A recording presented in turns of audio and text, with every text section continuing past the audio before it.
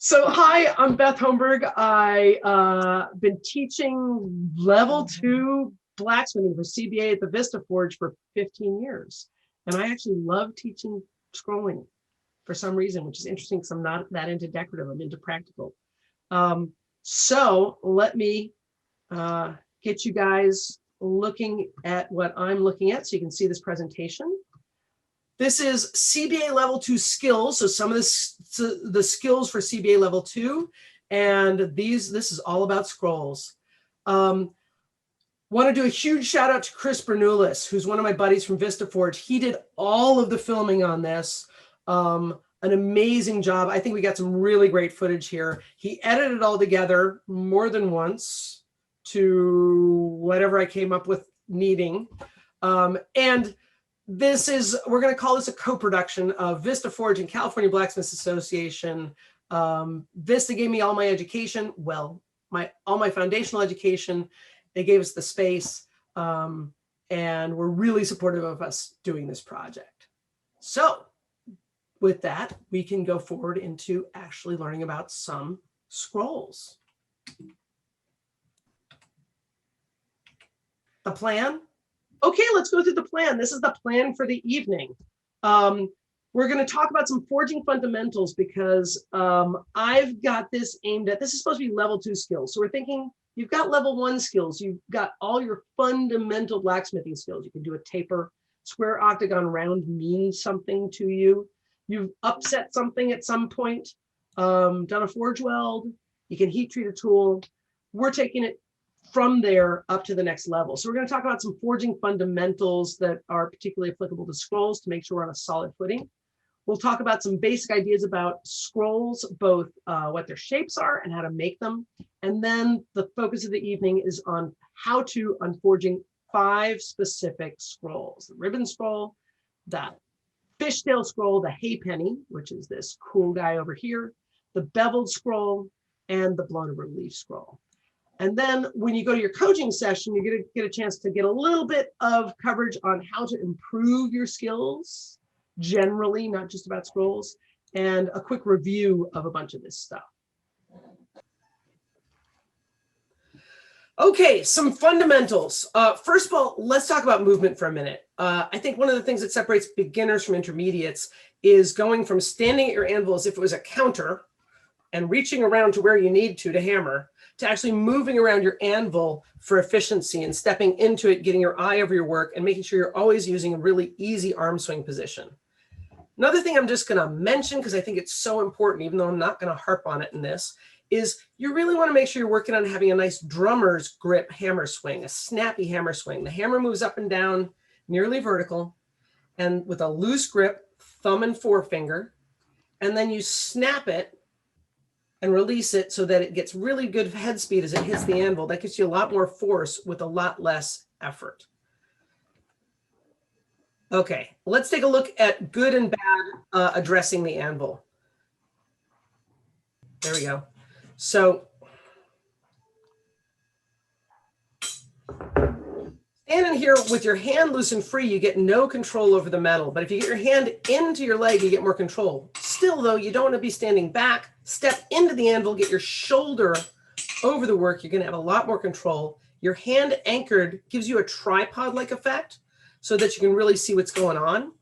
So that you can actually control what's going on there and use your legs to move the metal around. This is a great place to be forging for power, right here in the middle of the anvil, right over the center of it. But for different things we do, you're going to want to move around the anvil. So good place to be forging here. But if you're going to be scrolling off the edge, you want to bring yourself around so that you can scroll off the edge. If you're forging on the edge for a taper, bring it in so you can get some power.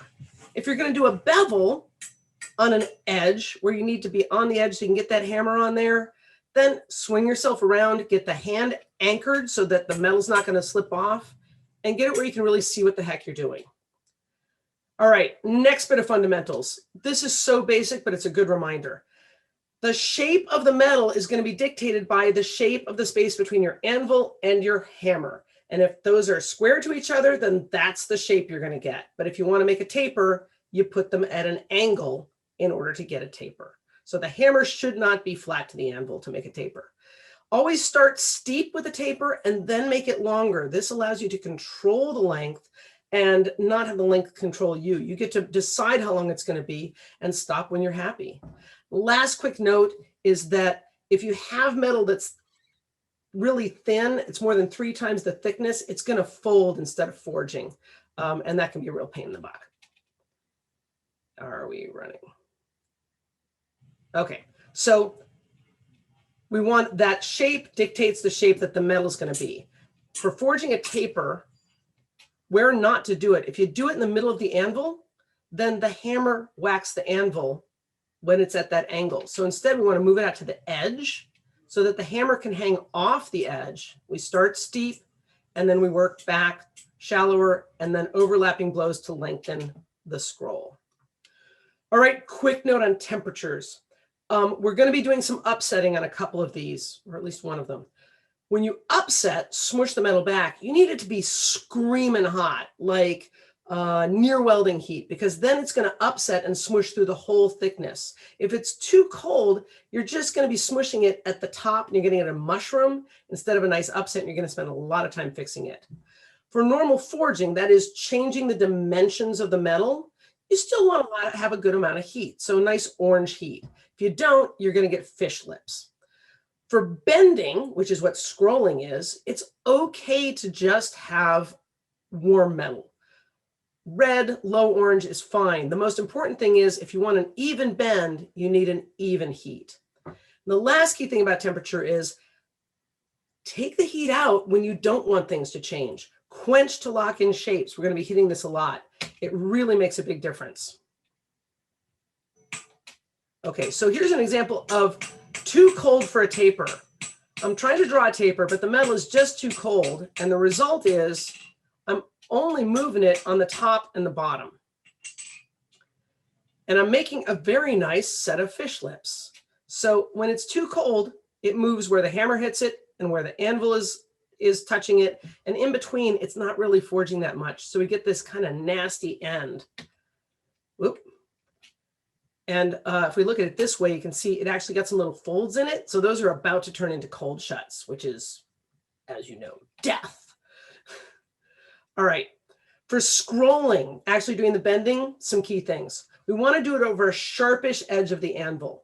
If it's a rounded edge, then we can't make the scroll any tighter than this. So a sharper edge lets you control how tight it gets. But we don't want it so sharp that it leaves marks. So make sure it's got a little bit of radius on it. Big, huge thing, you're going to see this, hammer over air. That means the hammer hits the metal, and on the other side of the metal, there's air. There isn't anvil. So we're off the edge of the anvil, not against the anvil. We're always going to scroll from the very, very tip. We're going to scroll down first, flip it up, and pat it on its butt to scroll it up. Anytime you get a kink, you want to hit the kink to smooth it out. Next to every kink is flat spots. If you hit them, the kink's only going to get worse. Make sure you have heat where you want to bend and quench to lock again. Okay, so let's make sure that we've got a good edge on our anvil. So I'm just feeling the anvils that I teach on are all different. That was a little too round. This feels pretty good to me. So I'm going to mark it so I know where my landing pad is, and that's my landing pad for my scrolling. And then when you scroll, again, the hammer hits the metal, and behind the metal is air. Hammer over air. Other thing is the hammer needs to be at the angle that you want that scroll to go to. You're not just shearing it down. You want it angled so that you're encouraging the metal to get angled as well. Okay, this is a no-no. I'm trying to scroll down, but I've got my hammer half over air and half over the anvil. And all I'm going to do is put nicks in there. So that's something we want to avoid. Now, here's the motion that we're always going to do scrolling of our two hands. So the right hand, or my right hand, my hammer hand is going to go up and down next to the anvil. My holding hand is going to push out gently, gently, gently from the very tip. You combine those two motions, and that's what produces scrolling. I got to say, doing this cold running through it and practicing is a really good way to get yourself psyched up and make sure you've got everything ready. It's also a good way to see that you're actually on the right part of the anvil and that you're standing and addressing the anvil in a way that's actually going to work. So I'd suggest trying it out. Okay, this is good. I'm scrolling down. I've got my hammer over air and it's at an angle. And then I flip it over and pat it on its little butt. And what's going to bend when I'm patting it right there is everything between the hammer and where the scroll is touching the anvil. So this combination of these two is going to center the bend right here if it was hot. Okie dokie then. So let's talk about shapes for a second. Scrolls are a continuously expanding spiral. The negative space is a really good thing to look at to figure out whether or not the scroll is going well. Negative space means, well, when we're doing iron, iron sort of makes lines in the air, and negative space is the space between the lines, the space defined by the lines. So over here, it's this space between these two, these two, these two, these two, these two. If you go from the center out here, you can see that the negative space is getting bigger the whole time. Most good-looking scrolls, in my experience, either have between 3/4 of a turn and 1.5 turns. Less than that, it doesn't look like a scroll. More than that, it starts looking like a very distinctive and strong artistic statement. So you want to make sure that's your choice. Things you don't want to have: no pinch points in the negative space, no bottlenecks, no kinks and flats on the actual scroll. And the center, this is an interesting thing. The center's not in the center. Something to not mess up yourself with. If you draw a little rectangle around this guy, defining this scroll, the center would be about here, but the actual center of the scroll is way to the left and a little bit forward of that. So don't expect the center to be in the middle because it's not. And what's going on? There we go. Okay. Shapes of scrolls. Scrolls, again, it's a curve that's continuously expanding. So it starts, whoop, sorry about that. It starts tight and it gets looser and looser and looser. It's a spiral. There's two flavors of that. One is called an arithmetic scroll, and an arithmetic scroll, the distance in the negative space is the same all the time. So here it's about 4 squares, 4 squares, 4 squares, 4 squares, 4 squares, 4 squares. And that's a distinct look. It's common in old Greek stuff and in Art Deco, but mostly what we see is geometric scrolls or expanding scrolls where the distance gets bigger all the time. One really common one that you'll hear about a lot is a golden ratio scroll, which I've drawn here, and it's kind of fun to do on some graph paper. But I gave you a handout that had several other scrolls on it, and you can do them tighter and looser. There's a lot of choices there. Okay, let's make sure we're talking the same language. Scroll types, we're going to talk about them in terms of method. And just to note, if you are planning on doing the level 2 grill for CBA, you need to have on your 4 scroll finials, 1 from each of the groups. I'm going to teach 5 of these 8 that I'm talking about, but you have handouts for all of these. So the simplest just has a taper on it, a ribbon scroll over here. A really neat technique is one where we're upsetting a mass of material and then making it round. And that gives us the halfpenny scroll in flat stock or the solid snub end in square or round stock. Peen scrolls, we're using the back end of the hammer to spread it out to make fishtails of various kinds. This is actually a fishtail scroll. Hard to tell, isn't that interesting? And then the really bizarre ones, we're going to do both of these, is these bend and flip scrolls. They're doing like a twist to them. That's the beveled scroll here and the blown over leaf scroll. So that's what's coming up.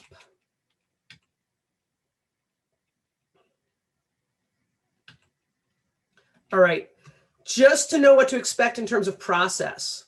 On all the scrolls, generally, we're going to forge the finial, the end of the bar, and the taper first. Finial is a great word. It just refers to whatever is the decor on the end. And then once we've got that done and nice, then we'll scroll it up. On the beveled and blown over leaf scrolls, it gets more complicated. There's 4 big steps. We make the finial and taper. Then we scroll it the hard way, where it doesn't want to go. still keeping it flat. Then we put bevels on it. And then this is a yellow arrow because you should take a little break and kind of get yourself centered before we scroll it the easy way, which is in fact extremely hard. All right. Are we ready for our first scroll? Yes. I guess so. So first scroll, ribbon scroll. This is a super simple scroll. The features of this scroll, it's just a simple taper from the end going back. There's no change in width. So this is 1/4 by 1/2 inch. It's a 1/2 inch wide the whole time around. And because we're forging it nice and hot and not getting fish lips, there's a nice naturally rounded end right here at the end of the taper. Some of the cool points. Well, this has a really nice, simple, organic elegance. I think it looks like a fiddlehead fern or reminds me of a pea tendril with this scroll getting tighter and tighter at the same time that it's getting skinnier and skinnier. It looks really natural. Another nice thing about it is because it's a very flat scroll, it can't catch or snag. So this is a pretty safe scroll to use in like a stair railing or something like that because it's not going to rip at anybody. Downsides, well, it is very simple and it's kind of 2D, meaning you can see the scroll from here and it's got that nice taper, but from other directions, it doesn't really do much of anything else. So how to forge this guy?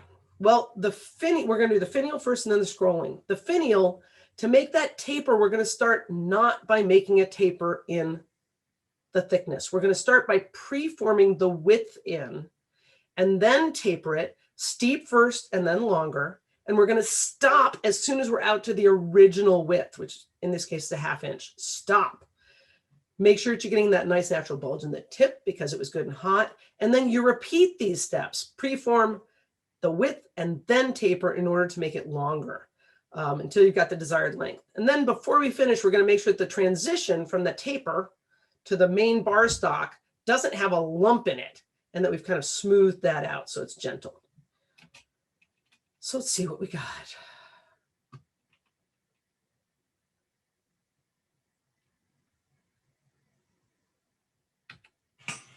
Oh, went too far. Okay, here we go. So near the edge of the anvil, angled, starting steep, making it a little longer. And I want this to be symmetrical, so I'm working both sides of the metal. And once I've got this nice little preform, so I brought the width in, and you can see the thickness actually increased on the end, which is interesting since I'm going to try and taper the thickness. So now I'm starting very steep, and then slowly flattening out. Then I can slowly work back. And I'm looking for the width of the material. As soon as it comes out to its original width, I stop tapering and just do a little bit of cleanup here. I'm bringing the sides in, making sure it looks nice. Excuse me. Getting rid of any bulges or whatnot in that last dying heat. This sort of planishes the material, leaves it nice and clean. So that looks pretty good. Reminder, you want to preform it, bring in the width, so you've got a bulge upwards on the end in the thickness before you start working on that taper. That's going to keep this from having any problems. Okay, I don't like the length. I'm going to make it a little longer. But again, I'm starting with a preform. I'm bringing in the width first in a taper, nicely centered, and then tapering, steep first, and then flatter and working back with nice overlapping blows so I don't leave hammer marks. Making sure the sides are cleaned up. You can see a beautiful natural bulge forming in the front there. Isn't that a nice naturally rounded tip? Very sweet. Then I want to make sure that my transition area right in there is rounded a little bit. So that looks pretty nice. I've got a nice even width, a natural bulge on the end this way. And then when I turn it sideways, that's a very nice taper that has no obvious beginning or end. Okay, here is how not to do a taper. I'm starting straight out. I'm not starting steep. I'm going for it. And then I realize it's really too wide. And so I'm going to try and bring the width in. But you know what's going to happen? It folds because I got it too thin. And that's a problem. There's my weird fold. I've also got a bulge problem, which I'm going to show you here. Let me jump to this one. So it's not very well tapered because I didn't start steep and work it back. And at the end of this very straight piece here, it suddenly becomes the full thickness of the bar, with no change in radius at all. I haven't feathered that in. So when I scroll it, it'll end up like my knuckle sticking out on the top, even though the inside is nice and smooth, and it'll make your scroll look really ugly, even when you've mostly done a decent job. Okay, so where are we at? We've done the preform. We did the tapering steep at first, then longer, stopping as soon as we were at the original width, and then repeating that to make it longer. And then we took care of that transition from the taper into the main bar and got rid of the lump. So what's coming up? We're going to scroll over a not quite sharp edge. As we said, I've marked my spot on the anvil so I can find it. We're going to start at the very tip, getting that scroll started. We're going to have the hammer angled and over air. We're going to start it downwards and then flip it up and tighten it. And I'm going to show you a little trick that I've come up with when you're trying to make that scroll longer, pull in more metal, of using a little kink to get the physics better. So let's see how this goes. All right, here we go. So I'm starting right at the edge. There is like nothing hanging off here before I start swinging. If I have a ½ inch thing hanging off, I'm going to have a ½ inch flat spot. So starting right at the edge and just brushing down, feeding slowly at first. And then I can get faster where I don't need the bend to be as tight. Then I flip it up. And this is all about looking at it, figuring out where it needs to change, and then patting it there.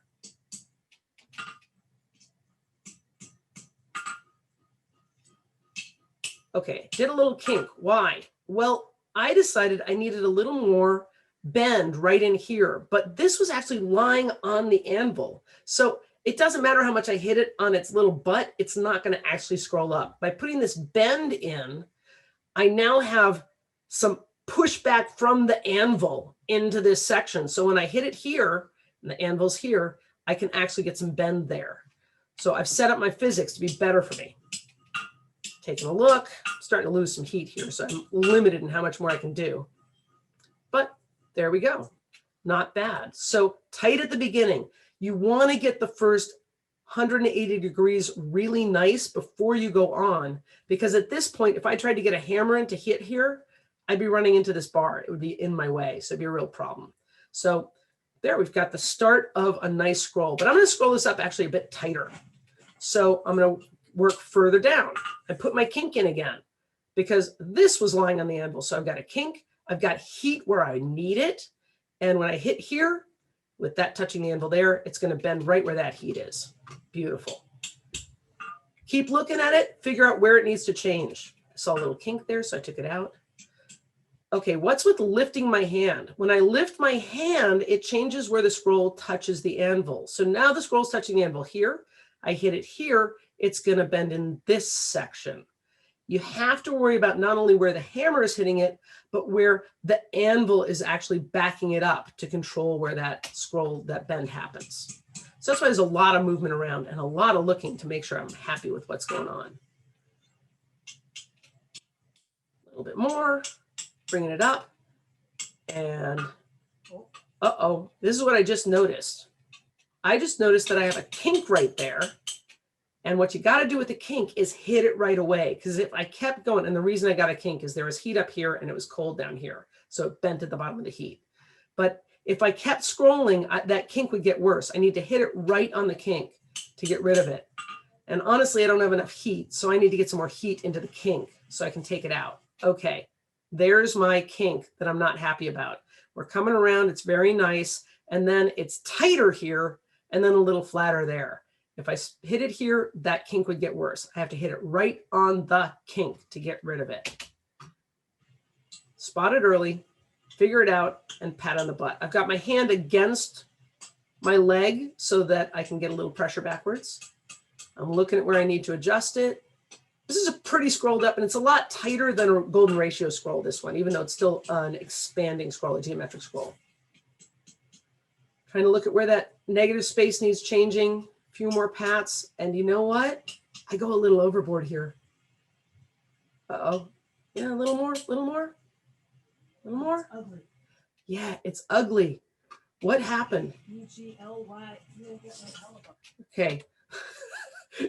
What's happened is I just noticed that, so small negative space, bigger, bigger, bigger. And then here it actually got smaller again. I got a pinch point in the negative space. That's going to make it ugly. That tells me that it's bent too tight over here. And in fact, if I look at the bend, I can see it actually is bent too tight there. But I saw it in the negative space. So I'm going to hang this on the anvil horn upside down. I'm going to pull back on the handle and I'm going to give it a smack on top of that kink.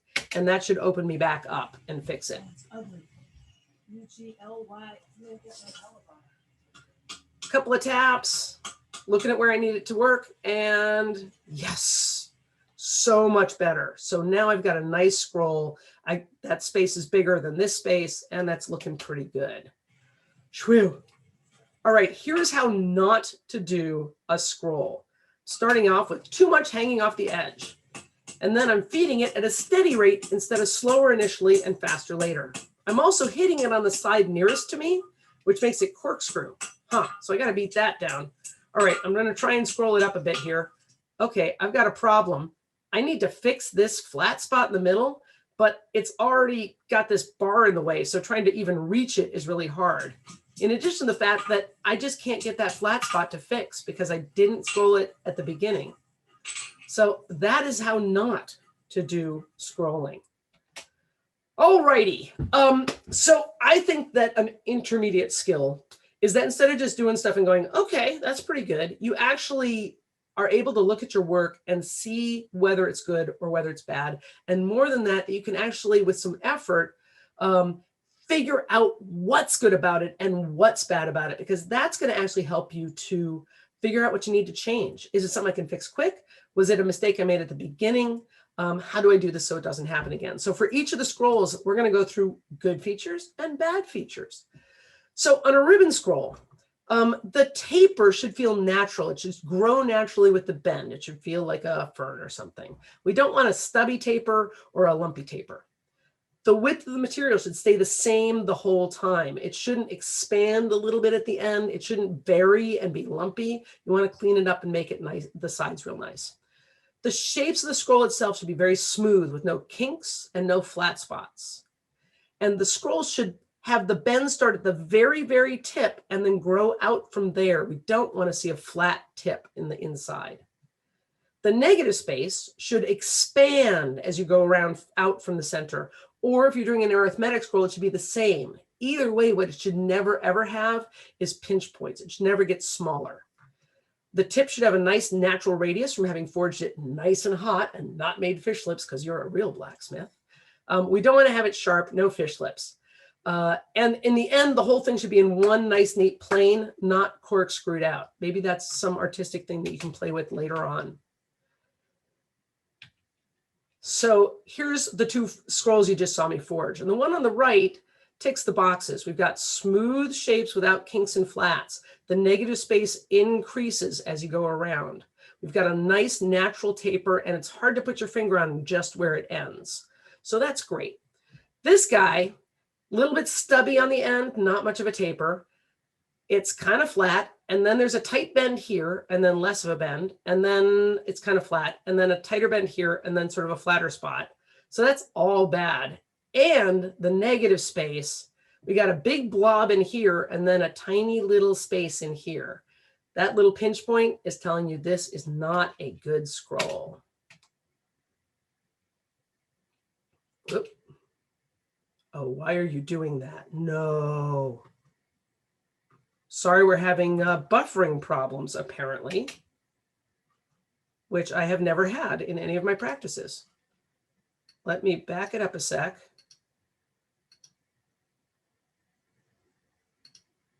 No. Sometimes that helps. I am going to stop this a sec. I'm going to reload that puppy. Boink, boink. Fresh copy. Oh, it's still buffering. Okay. So where are we at? Fishtail ribbon, fishtail.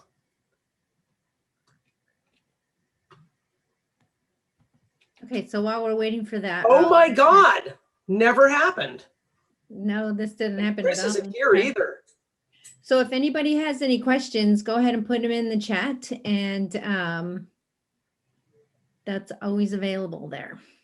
Uh-oh. Oh my gosh. I'm going to stop the share for a second and see if I can fix this. Chris?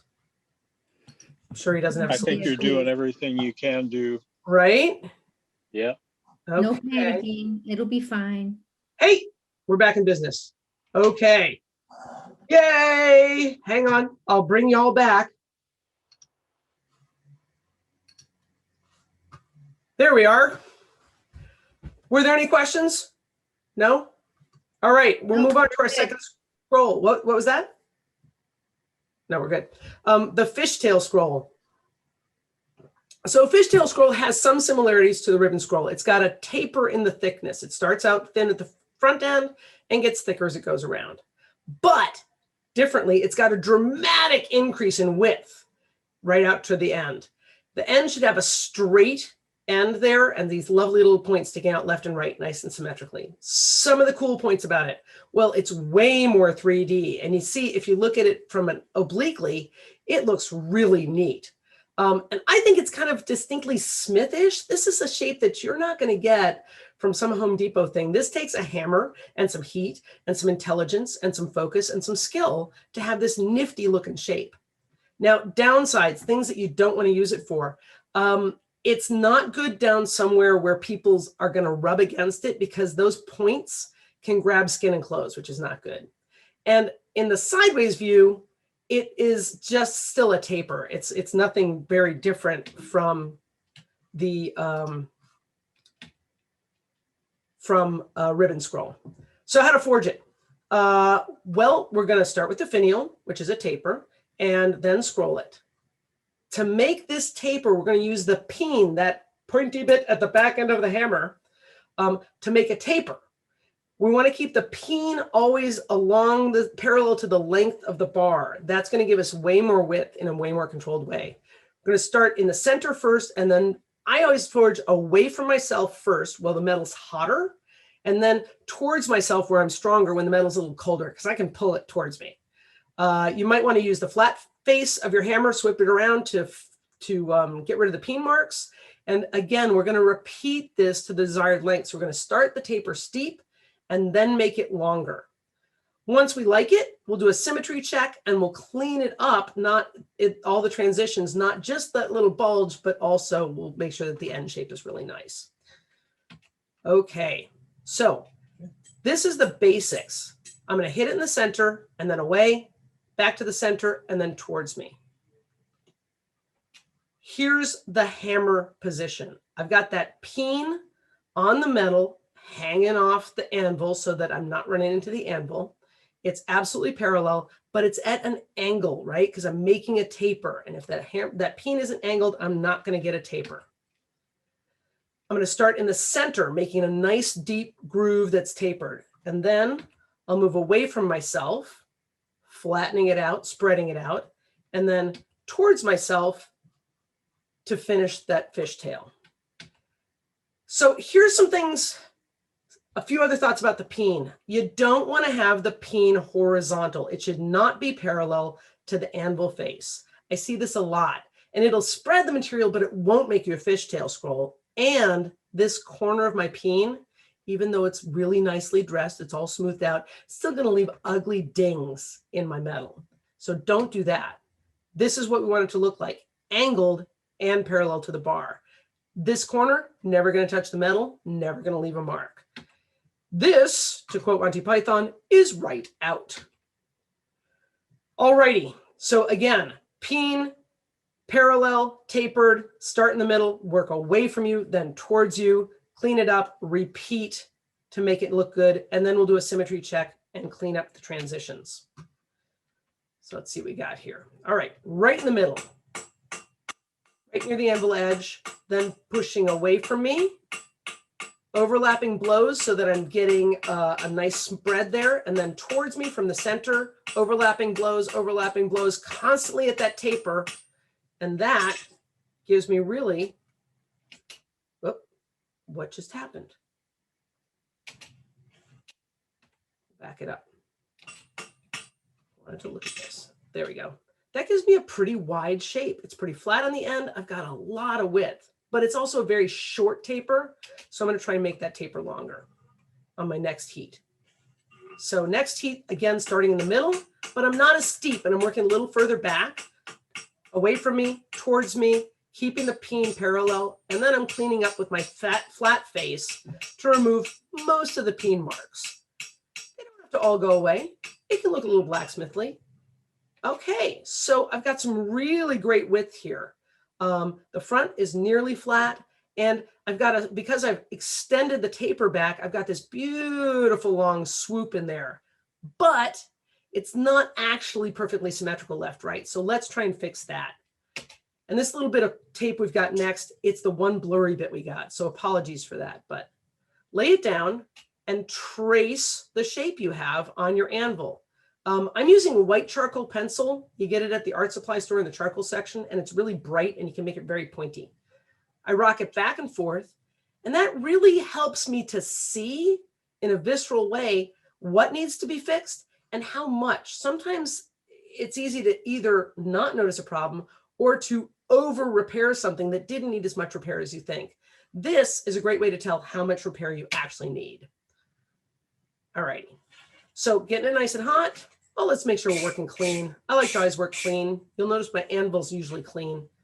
And because I'm working on a swoopy shape on my outline over here, I want to support that swoop with a swoopy part of the anvil. So I'm using the horn, and I'm using a part of the horn that has a diameter that sort of matches what I need here.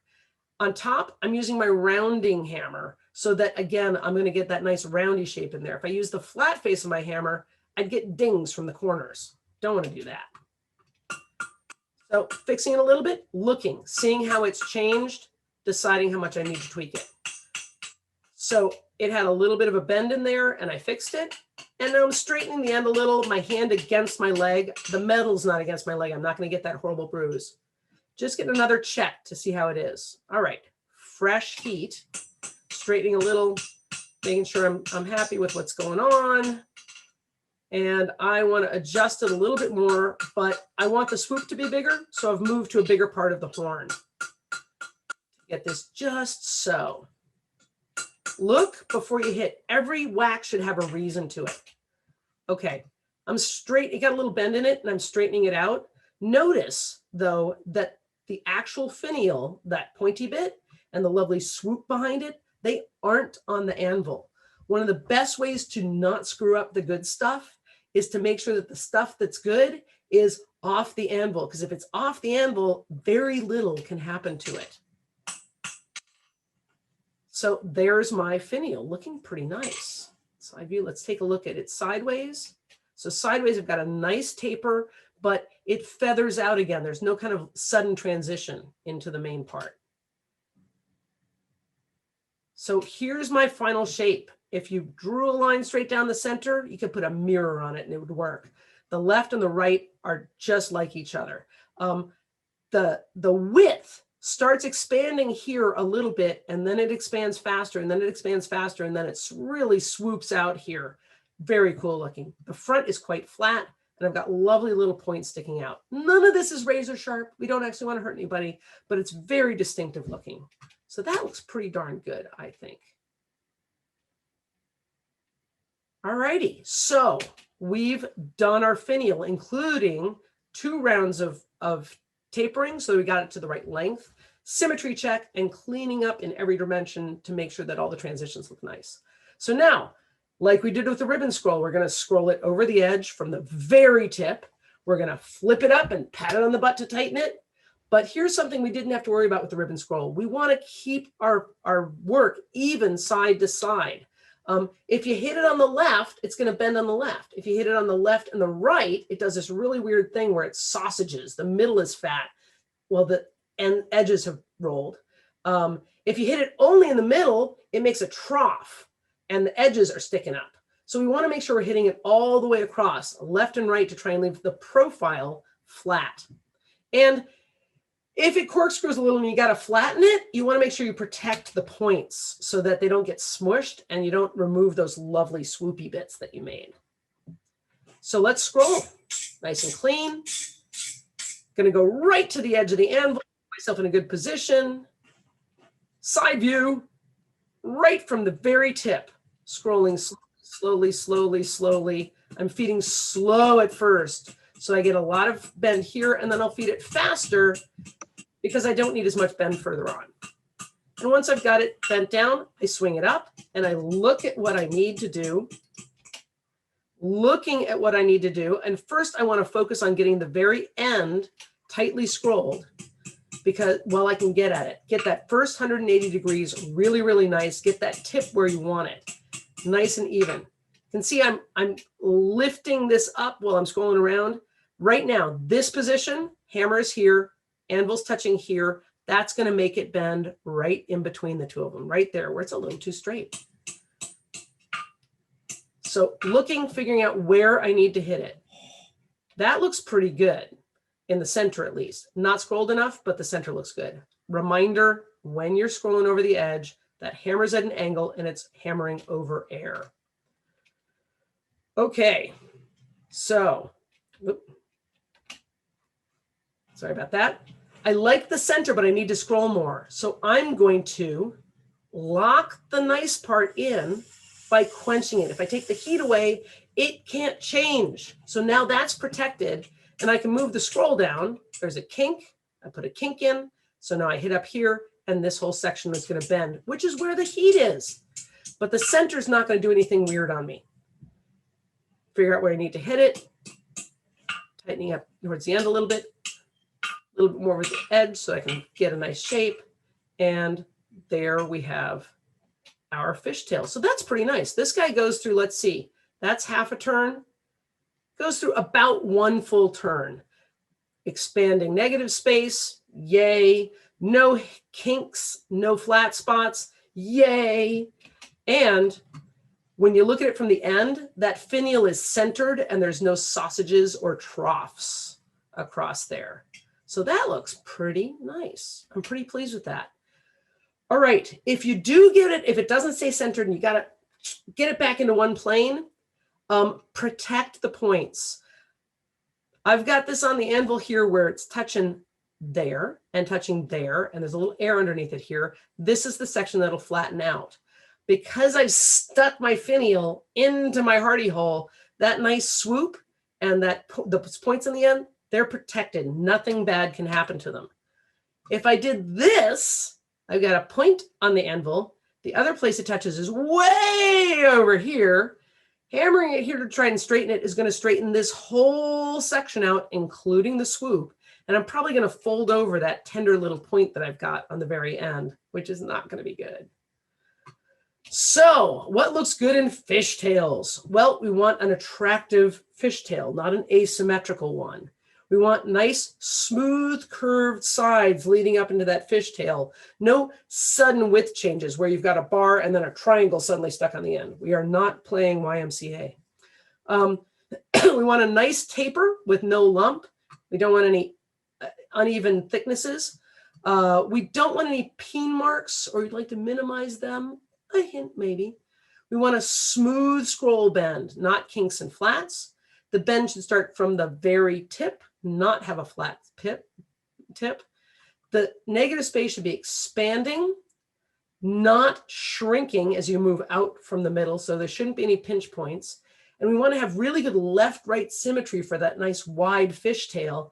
We don't want to have any sausages or troughs in the profile. And we don't want to have an off-center finial, because there would be no point to that.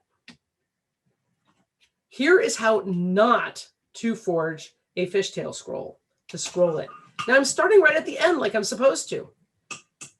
This looks pretty good. What I'm doing wrong is I'm only hitting the edge that's nearest to me. And the result of that, I was only hitting this edge. I wasn't hitting the far edge or the middle. This scrolled up tight and the other stuff is just following along behind, and it ends up way off center, even though everything I did was square. So that's how not to do that. Victoria? Okay, Beth. Yes, you see my face. I do. Anything? We have a question. Bill Please. Casper is asking, if you have to correct the fishtail swoop, Why use your hardy hole and not the anvil horn? Oh, if I'm fixing the swoop, I want to do that on the horn. This is if behind the swoop, when I was scrolling, it got off to one side. I started corkscrewing and I need to flatten the scroll back again. I want to make sure I'm protecting that. I don't care if you use a hardy hole. You can use have it hanging over the edge of the anvil. In that particular situation, what I needed was a very short anvil. And between the edge of the anvil and the hardy hole, I have a very short anvil. And so it was just the right size for me there. Okay, thanks. Cool. All righty. That's it so far. Great. Let's do a halfpenny scroll. So this is a crazy scroll. It's so cool. The features of the halfpenny are, this is the main one. It has a coin-shaped finial, which is why it's named after a halfpenny coin. It is generally done in flat stock, though I've done it in round stock and it looks really cool. It has, the coin is in a different plane from the main stock. So the plane of the stock is perpendicular to the plane of the coin, which is a very cool thing. The other thing that I think is neat on this is the negative space right behind the coin here into the scroll forms an eagle's beak, the eagle's beak negative space. It's really cool looking. It takes some work to get it, but it makes a big difference on making a good scroll. So some of the cool things. This has tremendous line weight change. What the heck is line weight change? Well, when you draw, if normally you don't have all the lines from your pencil come out exactly the same width. There's thick spots and thin spots. If you use a marker, because it's skinny one way and wide the other, as you write with it, the width of the line changes. Those are line weight changes. And those make things look cool. So this goes from skinny, in this case, 1/4 inch bar, to this big fat, I think I got a 3/4 inch coin on the end. And this is in 1/2 inch bar. So that's kind of cool. The coin can be any size. Again, I used 1/2 inch bar here. Because of the upsetting method we're going to use, you can put a huge coin on small bar. You can put a small coin in, whatever you want. You have control. And that's kind of some of the fun. Weaknesses. Well, this looks best from the side. So it's sort of the opposite of the fishtail that way. The fishtail from the side is just a taper. But from other directions looks exciting. This looks exciting from the side, and viewed from the end, it's just a simple taper. The other thing I'll note is trying to get a good transition here to form the eagle beak out of the coin and into the start of the scroll. That takes some real work and thought and effort. Dun, dun, dun, dun, dun. There we go. Okay, scrolling the halfpenny. Again, finial first, scroll second. First, we're going to separate out the material that's going to turn into the penny. And, you know, when we separate in blacksmithing, it's usually a fuller or it's half face blows. And in this case, we're going to do half face blows, and that'll leave a taper behind it. We'll clean up the taper, make it taper back into the original bar nicely. We're going to do a weird little flip and a bend to 90 degrees. I'll show you that. And then we're going to take this big long blob and upset it to a perfect square. The square gets a secret twist to get things into different planes. Then we take the square and we make it lemon shape and lemon to round. I last actually taught this in person when I was in Argentina, and we were, I have very little Spanish, but it was cuadrado, limón redondo. Cuadrado, limón redondo. That was our chant. All right. How much bar do you have hanging off for the half face blows? Well, whatever you leave hanging off for the half face blows, that's the material you have to work with for your coin. So the more you have, the bigger the coin can be. This is 1/4 by half. I think I probably have 1 inch, maybe a little bit more hanging off here. And I've chosen a nice rounded edge of my anvil, so I'm not going to leave any sharp marks or dings. This will make all of my transitions a little smoother to get. All right, let's try it out. Let's get started on it. So, excuse me. I'm going to do half face blows and then flip it up. Here's my half face blows above, and then that's going to get mashed against the side, not mashed, bent without doing any forging out in this section to set me up for my upset. So this is this weird little flip. And again, I'm doing it over a rounded corner, so I'm not putting any nicks in here. All right, let's see it actually happening in action. So hanging it off the edge of the anvil. I've got it at a little bit of an angle here, and I'm going to adjust my hand to control the taper that forms behind.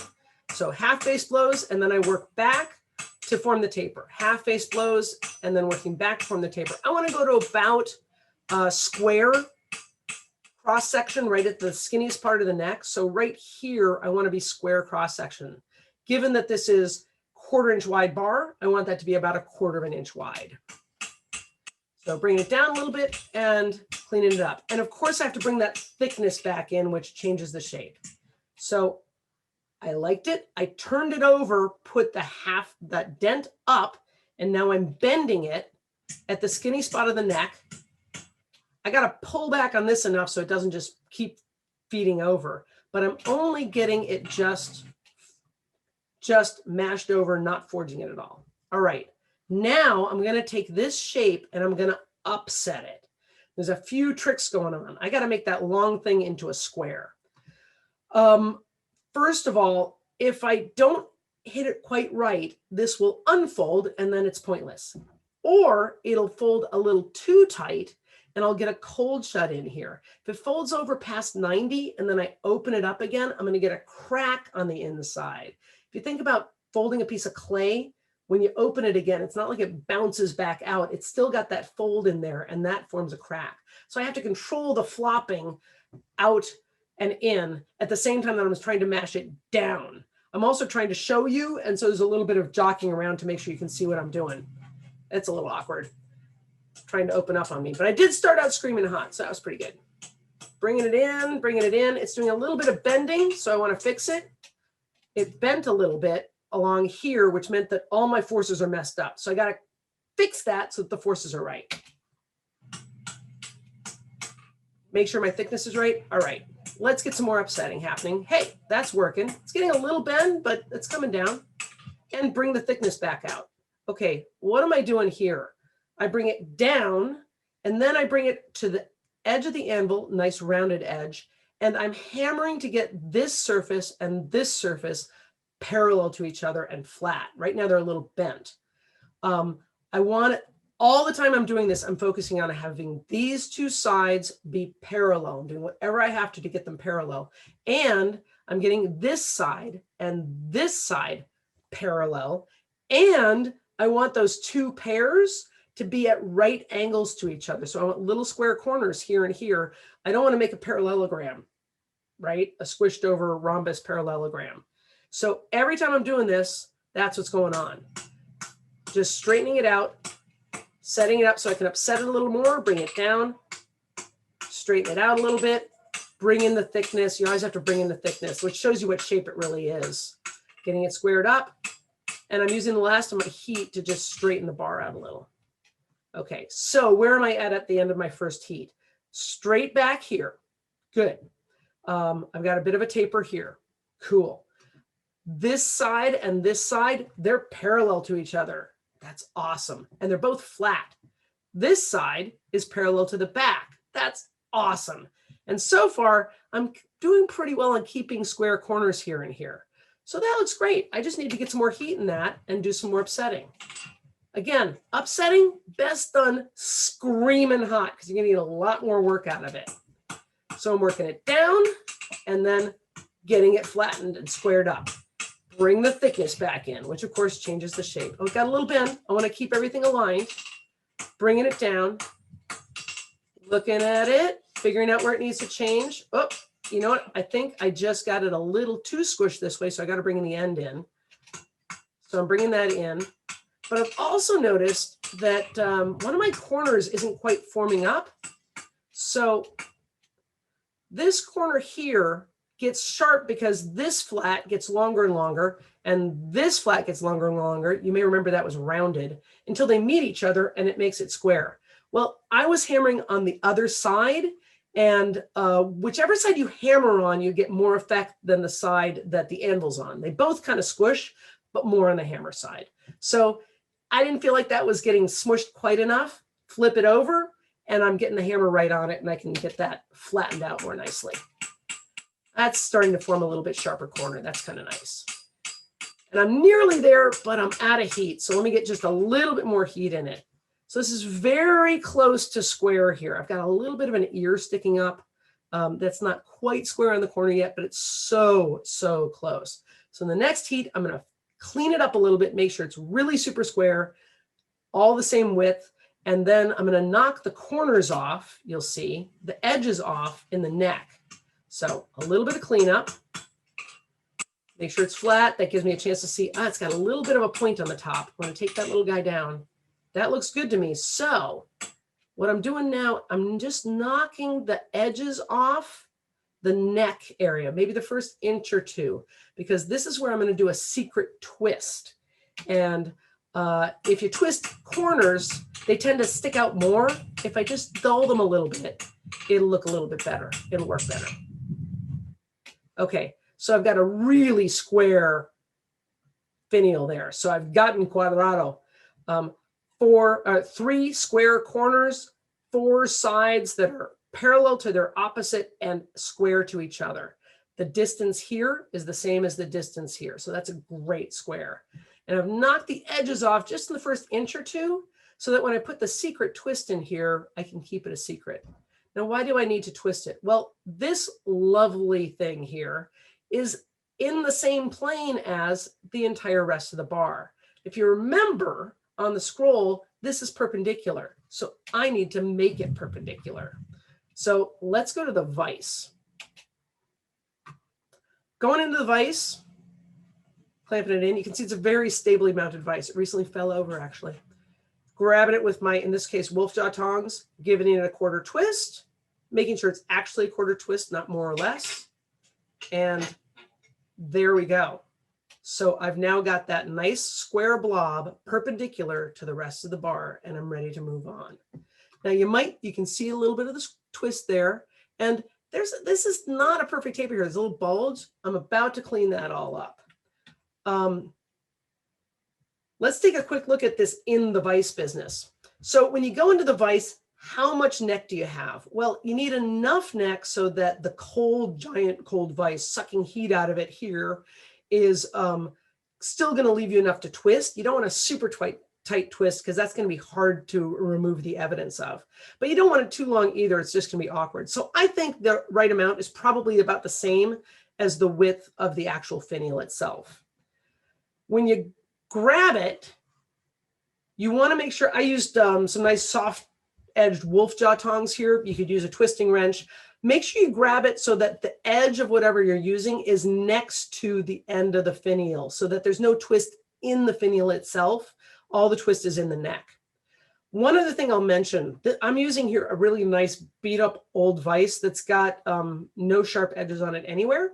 But if you've got a nice new vise that's in decent shape and you do this, you could end up with little marks right there from the anvil biting into, from the vise biting into the hot metal, in which case you might want to cover the jaws with like some bent sheet metal or something to soften the jaws. Some folks will file one end to make it nicer.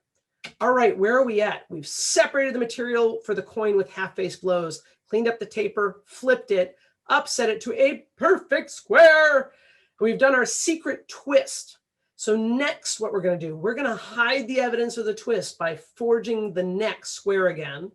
We're going to take 2 opposite corners down to go from a square to a nice fat lemon shape with only 1 point. Then we'll tip the lemon's chin up and smush it down to forge to round. That's going to take a few heats. All right, let's see what we got. So again, I'm around a nice rounded corner on the anvil. So I'm protecting things as I clean up that neck area and remove all evidence of the twist and make it all look nice. Oh, let me show you what I'm doing. So I've got a nice square. This is all nicely done. I've aligned this for making it a lemon by having this corner directly over this corner. That way, when I mush down on the top, the bottom is going to mush up and they're going to stay opposite each other, nicely symmetrical. If it was tipped, then I'd mush one this way and mush the other this way, and we're headed towards like a cat's eye or something. That's never going to turn round. So get it nice and neat square, and then we'll keep it symmetrical from here. So I start straight down, and then I start rocking it back and forth a little bit so I can get at different parts of it to round those corners off. And I move it around so I can get it whatever the highest spot is. Always move it around to get it to the high spot. Take the pucker back down, and there's our first heat. So I've gotten nice rounding on each of the corners, but I have to say it basically looks like a square that has 2 rounded corners on it. So we're definitely not done, but it's flat.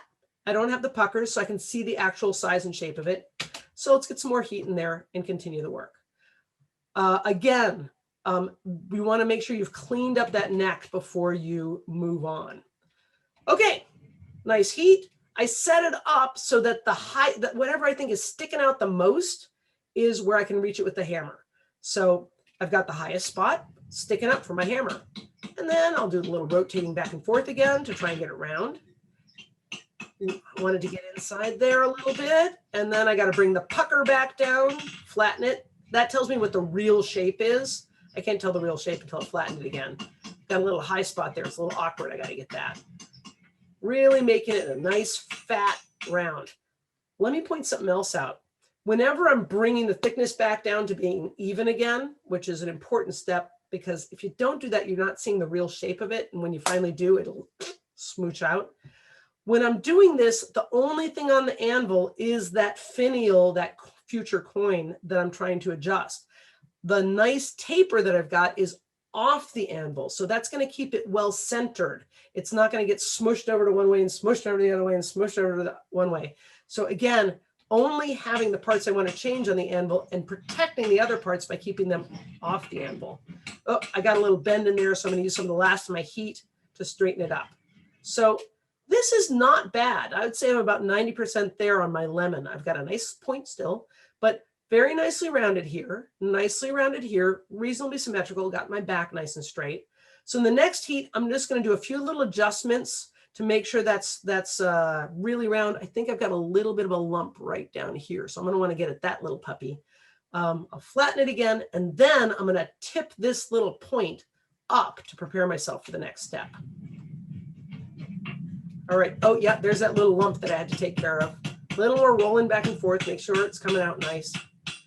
So you can flatten it a lot or a little. There's another control you have. You can make a very thin coin that's bigger or a thicker coin that's smaller. So that looks good.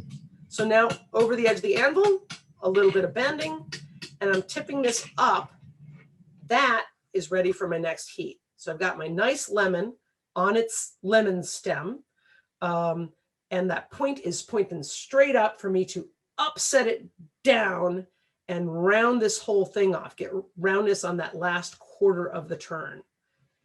Now, not a surprise, just like last time, I'm going to have problems with, if I hit it wrong, it's going to open up and I won't be smushing it, or it'll close up and I'll get a cold shut in here. I don't want to do either of those, so I'm trying to control that as I'm working it down. Oh, let me pull it in a little bit, and then down, down, down, down, down, down, down. And then I got to look at the shape. It's a little bit of a grape still, but I'm trying to make it round. I don't want to end up with a kiwi. I want to actually have it be round. A cherry, not a kiwi. Make sure the thickness is evened out so I can tell what's actually going on. So I'm doing a lot of looking and fixing. Again, very deliberate blows, all of them. Making sure I've got it brought up there a little bit. Flattening it with only the finial on the anvil. More work in there. Okay, so this has gotten relatively round. The top part is certainly really nice and round. The most awkward thing here is right down here. There's like a lump.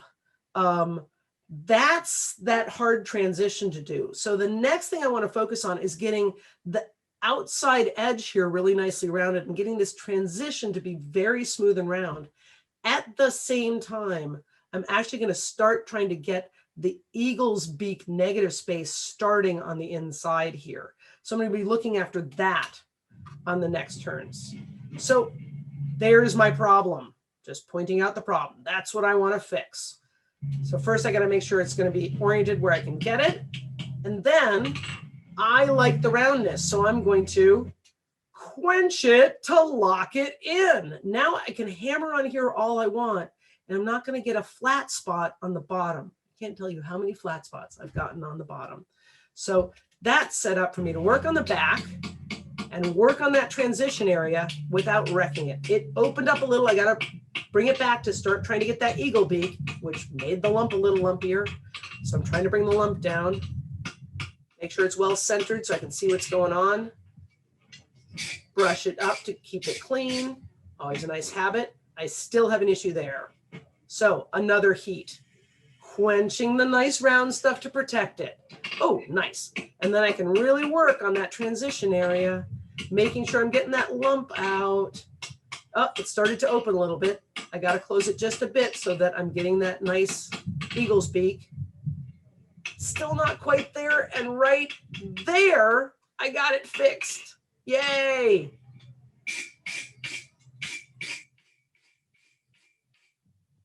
Okay, so I finally got this transition reasonable down in here. So that's nice and rounded. And I have the very beginning of an incipient eagle's beak in my negative space. So we've done all of this stuff. We've hid the evidence of our secret twist. We went from square to lemon cuadrado, limon. We tipped the chin up on the lemon, and we went from limon to redondo, lemon to round. We also got rid of that weird fruit stem we had sticking out, but we kept it. So the cherry stem is gone and the cherry is still round. And we've started our eagle beak negative space. So now we just have to scroll it while keeping the coin flat and well centered, which sounds pretty doable at this point. I think the worst of it is over. All right, so off the edge of the anvil. Oh, you might want to knock off the edges. It looks a little better, and now's the time to do it. So edge of the anvil, scrolling a little at first, more, and then I'm gonna flip it up and look at it. And again, I'm gonna focus in that right out near the tip, get the first bit of the scroll really nice before I move down and bring more metal into it, like I just did there, to be able to scroll up more of the metal. So that's looking all right. Little tweaks. Kind of nice. Looking, rotating. Again, I'm moving this back and forth because whatever is between the anvil and the hammer, that's where the bend is going to be. And it's going to be centered just halfway in between them. So what have I got? Oh, it's a little off center. So let me get that centered again. Make sure it's all nice and even. So that looks pretty nice. And look, on the end, I've got a nice centered taper. So a little bit of good and bad here. It's really nice if that beautiful line you've got in that center comes around, circle, circle, circle, circle, circle, and then it starts the scroll. The scroll starts right from that into the bend of the scroll. That was that work we did on getting this taper, getting this bar tapered in, the transition smoothed in. At the same time, what happened is we got this nice little eagle's beak back here so that it would look really nice. Scrolling, no kinks, no flat spots. The negative space expands the whole time. That looks pretty nice. The one on the left, it's got a nice circular center. That's a nice penny, but the transition wasn't looked after. So what happens is I've got a round thing, and then I've got a stem sticking out of it. There's my cherry stem, almost straight, and then I get a bend. So it's almost straight, and then it bends a little tighter, and then it bends a little less tight, and then it bends a little tighter, and then it bends a little less tight. So inherently, this is not attractive. That straight section here, and then I start the scroll, that is what makes it not look good. And frankly, what I've got here, I think I don't have an eagle's beak. I think with this weird thing, flat here, bigger here, I think I made a vulture. So that was not a success. Oh. Boink, boink. So what looks good in a hay penny? Well, a nice round coin of a good size. We don't want a tiny finial, and we don't want a shrinking finial.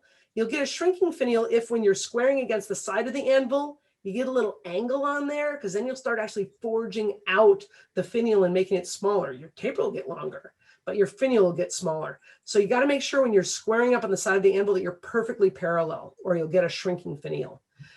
We certainly don't want a coin that's not round. We do not need to have an amoeba shaped or kiwi shaped finial.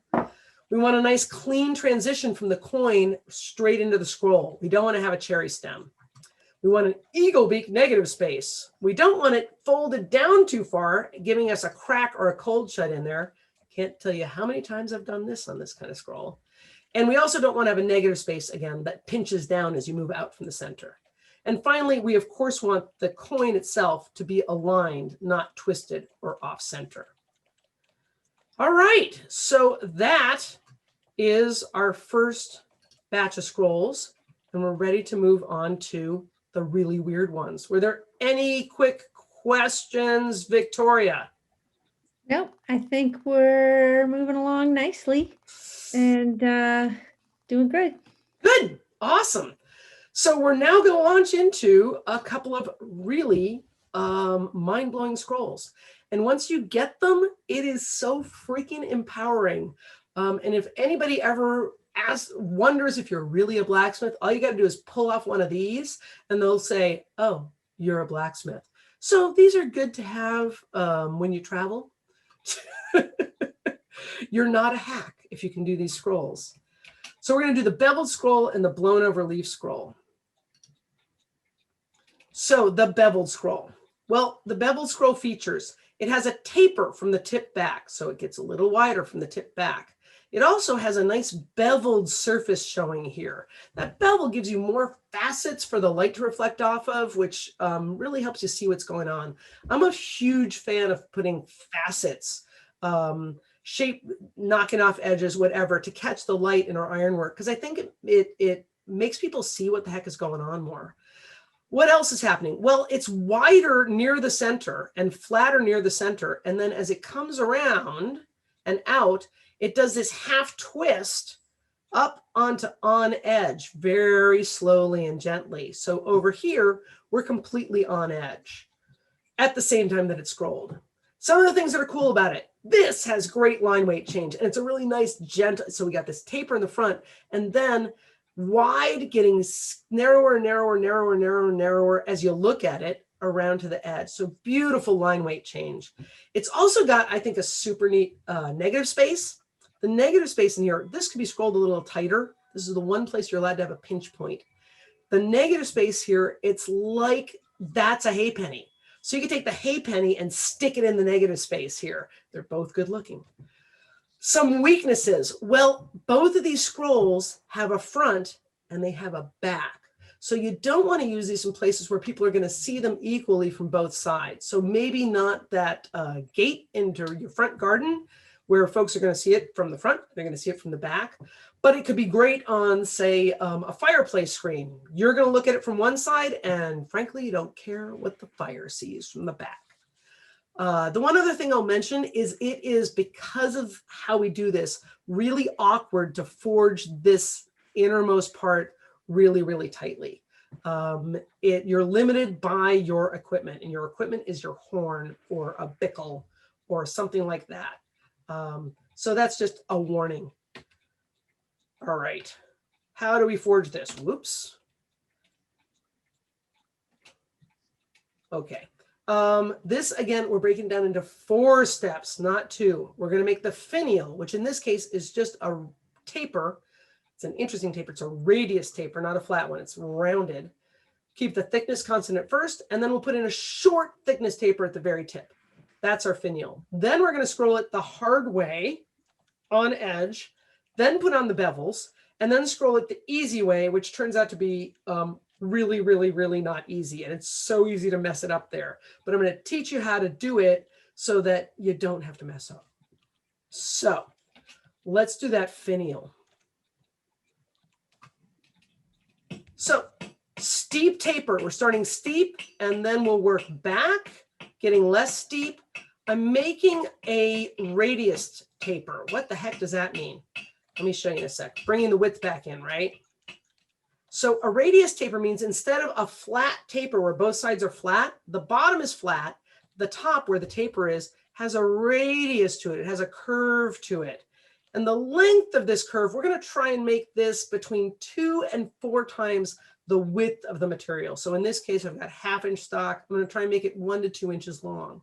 If you're using 3/4 inch stock, you'd make it a little longer. We don't want it too long or it makes the whole scroll weak in the middle and things can fold over. So nice little radius, bringing the width back in so I can actually see the real shape, losing heat, trying to tweak it, not getting a lot of movement anymore, but a little cleanup on aisle 3. Okay, so I'm nearly there, but not quite. The thickness though has stayed the same. I haven't changed the thickness. I'm staying at 1/4 inch. So radius, pretty steep in the front, coming back. I actually want to make that a little longer, so I'm going to give it 1 more heat. So still steep in the front, just a little less steep, and then blending it out, radius towards the back. And of course, this means I'm going to have to bring the width in. Keep it down to that, keep that 1/4 inch thickness nice and even. So that looks pretty good. Neatening it up. And how am I doing? That's nice. Okay, why am I doing a radius taper? Well, I'm going to scroll this the hard way meaning on edge into a flat scroll. If I did a regular taper, it would fight me. When you bend something, the inside of the bend is compressing. The outside of the bend is stretching. By doing a radius taper, I've started the scroll already. It's kind of a cheat and it's sort of clever. The shortest distance is the bottom here. That's flat, it's really short. With the radius taper, I've made this line much longer. So when I start to scroll it, it's going to scroll much more readily and look better. This is a great technique. I've actually used it to scroll stuff up that was where I was making like a snail scroll touching itself in really wide flat stock, and a short radius taper will let you do that and have it come out really nicely. Didn't change the thickness, still fine, the same. So this next heat, I'm going to put a short taper in the thickness just at the very tip, maybe 3/8 of an inch long, no more. I'm going to work it from both sides, of course, and it changes the profile, so I have to adjust a little. Work it from both sides a little bit just to make it nice and symmetrical. Ready to go. Okay, very short taper. And how wide is it? I maybe brought it down to 1/8 of an inch. You want to taper so that going from the tip back, it looks natural, but you don't want too thin a taper because you don't want things to fold when you scroll or end up being long and willowy and weeny. So yes, tapered to look natural and organic, but beefy tapers, short tapers, so that we can make it all work right. All right, what's our next step? Well, oh, we finished the first step. That was great.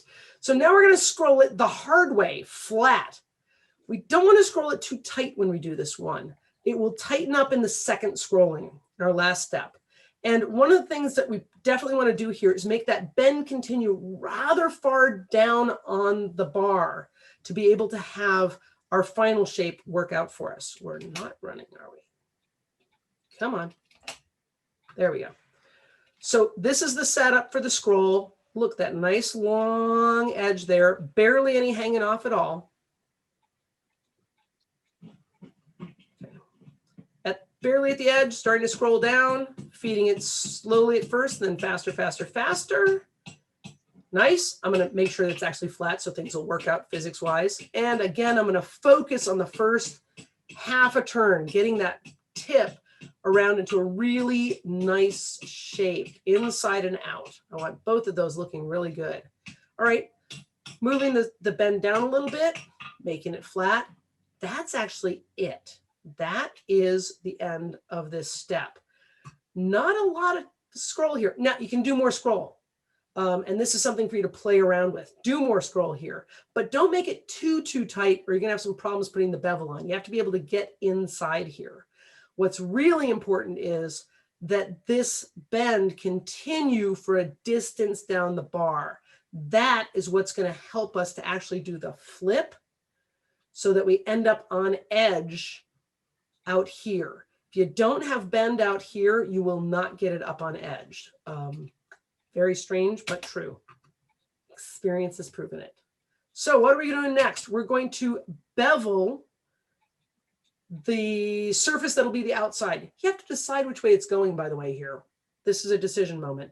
I'm going to bevel the inside first and the outside second. I'm going to slowly work to bring these two over to meet each other about in the center. Make sure the line that it forms is nice. And then as I work down the bar, I want to get a thoughtful transition from the bevel into the flat again. So let's take a look at the tooling to use. I'm going to use a small rounding hammer for this. Why? On the outside of the bar, outside of the scroll where I'm beveling it, I need a flat face to be able to do nice overlapping blows, not leave hammer marks. But on the inside, if I used a flat face, these corners would hit the bar and leave dings. So I don't want that. I want a face that can fit into that bend right in there to do the bevel without leaving any weird marks. You could use a ball peen, but you might want to use a really fat ball peen, because if it's not a fat ball peen, you're going to leave a lot of divots, and it'll be hard to blend those out and overlap them enough to make them not look really noticeable. So this small rounding hammer works out perfectly for me. I'm going to use this face on the inside bends and this face on the outside bends.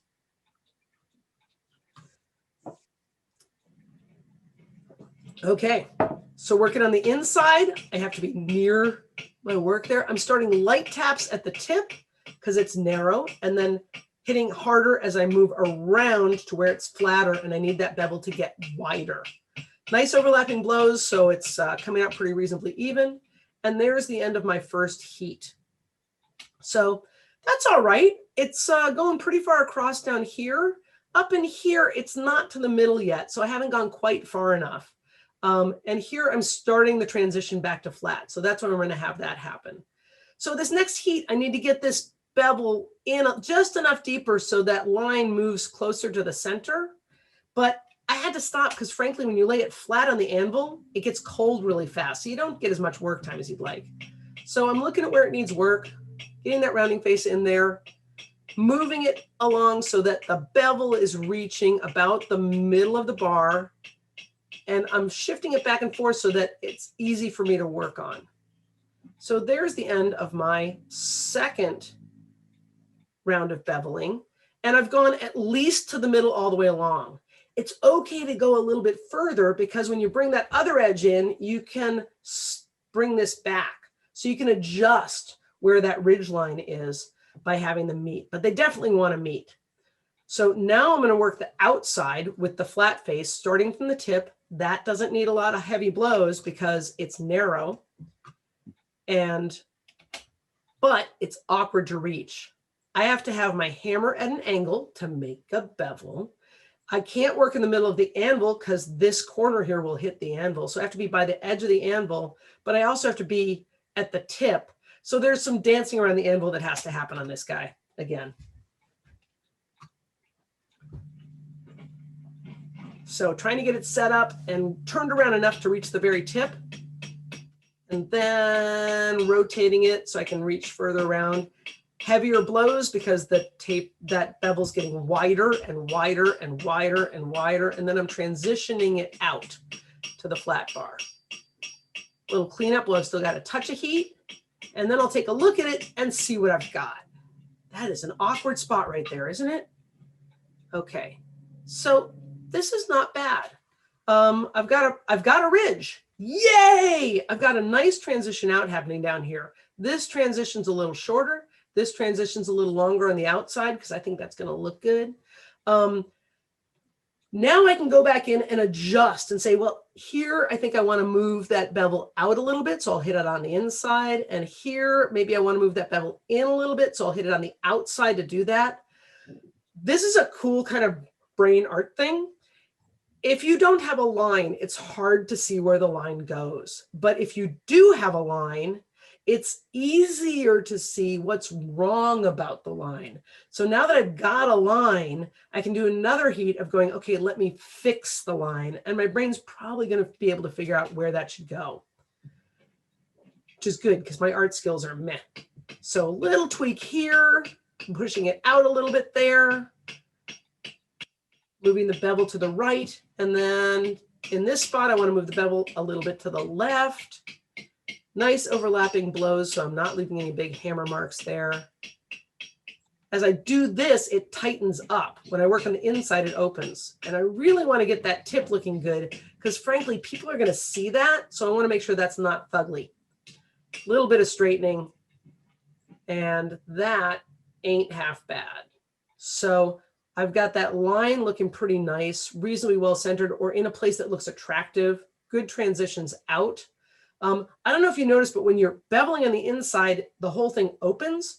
And then when you bevel on the outside, it closes down and gets a little tighter again. So that's something you can use to control stuff. I'm reasonably happy with that. Hey, why didn't I flatten it by using my hammer on the anvil? Well, I just put a lot of work into making this bevel. So I think I'd like to not damage it at this point. That's why I restrained myself from flattening it out with my hammer on there. Okay. Hey, we're 3/4 of the way through. This is a moment to take a little bit of a deep breath because the next step is a mind warper. Before you do the next step, though, this is a really good time to do a little exercise that's going to help you forge better bevel scrolls and understand them more. Take that piece you got, lay it on a piece of paper, trace it, do that 3 times, cut them all out with the scissors. So then you've got 3 versions of that. I'm going to show you how we do this next bit of scrolling. I want you to take those pieces of paper and do that same thing with them. I'll mention it to you in a minute. You're going to do one of them the right way and 2 of them the wrong way. There's 2 different kinds of wrong way. By doing that, you'll be able to play with them and see how they do the flip. And you can see what each of the problems does to the scroll. You can use that to actually fix stuff. So here's the big thing on scrolling. We're going to be doing feeding out from the tip and scrolling down. That sounds familiar, but we have to make sure the axis of the metal, that the metal is absolutely perpendicular to the edge always. And that's going to be hard because we're working on the horn, which is not a straight line. And as always, we need to hammer right over the air. We don't want to be trying to fix things by flattening it until you're about 90% done already. So what am I talking about here? So first thing I want you to do is we're going to be working on the horn and we need to be able to bend 90 degrees to it. But the horn is this complicated rounded shape. So where's the edge? If you get out a piece of chalk and you draw a horizontal line on each side of the end of the horn, just a little below the top out here on the tip, then you're going to be able to see the line that you're actually bending over. That white line, that's your anvil edge. So every time you're about to do a blow, you want to make sure that this spot right here on your scroll, the part where you're going to do the bend, is perpendicular to this line. This little ridge perpendicular to this. Here's what you don't want to do. You don't want to have, here I've got it at totally the wrong angle. This right here is not perpendicular to that edge I'm bending around. I think the part that's perpendicular to that is over here on the horn somewhere. This, I don't want to do, oh, wait, hang on. I don't want to do this either. I've bent it the other way. So again, the ridge is not perpendicular to the line I'm bending over at the point where the bend is happening. So we want to make sure that that's square. You're going to start at the very tip, and the tip is going to be perpendicular. So there, that ridge line at the tip is perpendicular to this edge. And then walk it around so that as you're advancing it to scroll it further and further down the bar, making sure that each part is perpendicular to that line. You're going to end up walking around that whole anvil quite a bit. Let's take a look at a side view here. Side view. The scroll that you've got right now is going to be lying flat across the top of the horn of the anvil, where you're actually going to do the bend. So here's our line. You're going to bend this stuff here. Why? That is over air. So there it is at the tip. And if you're further along the scroll, again, this is going to be pretty flat to the anvil horn where it's contacting it. And the part you're going to hit here, the part you're going to scroll down, is over the air. I think we're ready now. Let's take a look at how this works. We're starting right at the very tip. I'm getting it squared up carefully and whacking it down. Pulling it forward a little bit, square it up, whack it down. Pulling it forward a little bit, squaring it up, squaring it up. Got space right underneath here. I'm working really hard to get it squared. There's no reason to rush because you'll just be fixing things, but I'm still flat to the anvil here. Adjusted, whacking it down. Okay, progressing a little further and whacking it down. Progressing a little further and making sure I can see it. Flat to the anvil, whacking it down. Hey, did you guys notice that I'm not using a hammer? Yeah, I'm using a hide mallet. Why? Well, it's true that I'm hammering over air. So in theory, if I'm not going to ruin my lovely bevel by hammering on it, but there is a small chance that I might at some point accidentally actually get this hammered against the horn. And so if I was using my steel hammer, that would end up smushing my beautiful bevel that I put all that effort into. By using a hide mallet, I cannot damage my bevel no matter what. And frankly, a good blow from the hide mallet works perfectly fine. There's a little bit of stink from it burning, but it works well. And as usual, again, look, I'm holding it at an angle, the angle I want my metal to bend down to. So going around a little bit further, making sure it's square around, and I'm kind of out of heat. So I'll stop right about there. So let's look at what I've got. Hey, this is scrolled up a little tighter. Yay! And this is pretty cool. Look, it's starting to turn. I'm seeing the edge of the metal down here. It's not perfectly flat. So the twist has started to happen. This isn't scrolled tightly enough yet, and there's not enough twist, but it has started. So let's get some heat in there again and get it moving a little further along. So again, right from the tip, this is getting awkward. It barely fits on my horn anymore. Trying to get air underneath it is getting trickier and trickier. So I get it pushed out, adjusted square, and then I've got to get it rotated down. So I'm getting it pushed out, I'm getting it perpendicular, and then I have to make sure that it's lying flat on the horn here. So there's a lot that I'm looking after. There's we go. All right, a little further on. I don't have to scroll quite as tightly now. Scrolling a little less tightly. It's getting a little less awkward and I can stand up finally. Progressing it further, little tap over the air, scrolling down. And what have I got? It's nearly done with its whole twisty thing. That's pretty neat. So the center, that looks sweet. That's scrolled up pretty nicely and I'm getting a nice negative space in there. This clearly hasn't been scrolled enough. And first of all, it's just not scrolled enough. And second, I haven't finished my flip. So I clearly need to scroll some more there. But that middle looks nice. So what am I going to do to keep the middle nice? Oh, yes, I'm going to quench it to lock it in. That way, nothing bad can happen to it. It can't undo while I'm fixing the rest of this. It can't get folded. So tighter at the beginning, making sure it's all square, perfectly square. I'm really working on that perpendicular thing as I feed along here. Feeding along, perpendicular. I just noticed a funky little thing. No, I can't fix it that way. I couldn't fix it the other way because there's the little bend I've got in the metal. I've got to lay it on the anvil so I've got daylight underneath it, right? Beat the daylight out of it. So this is just going to straighten this little section out. There we go. So that looks pretty nice. This is great. And hey, have you noticed? I've completed my twist. You're looking at the edge of the bar there. That's right. I've actually got that done. Pretty neat. So this looks nice. I've completed the twist. Honestly, the only problem I have with this right now is I feel like this section is a little too open. So I'd kind of like that a little tighter. So that'll be the next thing I'm going to work on. Take a look at it. You see different angles there. Isn't that neat how that line weight changes? And there, yeah, it's got a backside. The backside is not anywhere near as cool looking. It's got the same outline shape, but it doesn't have that neat beveled surface. So this is definitely a one-sided scroll. So again, I want to tighten this little guy up.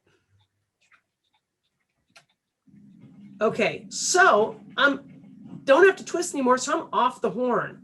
I'm back into doing what we were doing before, looking at the scroll, figuring out where I want it to bend, getting the anvil on one side of where I want it to bend and the hammer on the other side, and just tapping that down a little bit to tighten it up a little. So I didn't get it perfectly scrolled, but I can fix it here. Just adjusting it, looking to see what I think. Yeah. And that's looking pretty sweet. So now the inside line, beautiful curve, getting looser, looser, looser, looser, looser. Outside curve starts tight, gets looser, looser, looser, looser, looser. At the same time, I've got this fantastic flip happening from really wide to gently starting the flip, gentle, gentle, gentle, gentle, gentle, gentle. And finally here, I'm up on edge and I've completed that whole thing. To get that to happen, we really had to get that bend way down into the bar on the first scroll. Whoop. So let's talk about good and bad and beveled scroll. So a good bevel scroll, it's in one plane. It's not corkscrewing up out, and it's not a loop on a stick. Take those little piece of paper, start at the tip, fold perpendicular, little teeny folds all the way down for your bevel scroll. Play with that. Then take another one of your pieces of paper and fold it not perfectly perpendicular. Fold it like one of those angles we saw. Fold the other one like the other angle, from the tip down, little teeny folds, little teeny folds, little teeny folds, little teeny folds. This is a great Mark Asprey trick. Those two other guys, the badly folded ones, those will help you to figure out what you did wrong by giving you something that you can compare to. Say, oh, I got the corkscrew, so that means I had the angle this way. Really great way of troubleshooting. We want to have an incremental, smooth flip in our beveled scroll. We don't want to have a sudden flip where it's not doing anything and then suddenly does it. We want the flip to fully on edge instead of kind of choking out, not completing the flip. We want a negative space that looks a little like a snub end scroll or a halfpenny. We don't want a negative space that pinches down ever. We want smooth shapes on the inside and the outside. We don't want weird 3D kinks in that flat stuff. And we don't want weird widths from the bevels.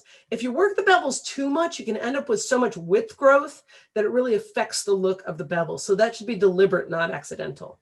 And finally, that bevel line should be clean, well-centered, not weird. Although I have to say, I've seen some extremely cool versions of this that had a snaking beveled ridge line. There's a challenge for you to look at.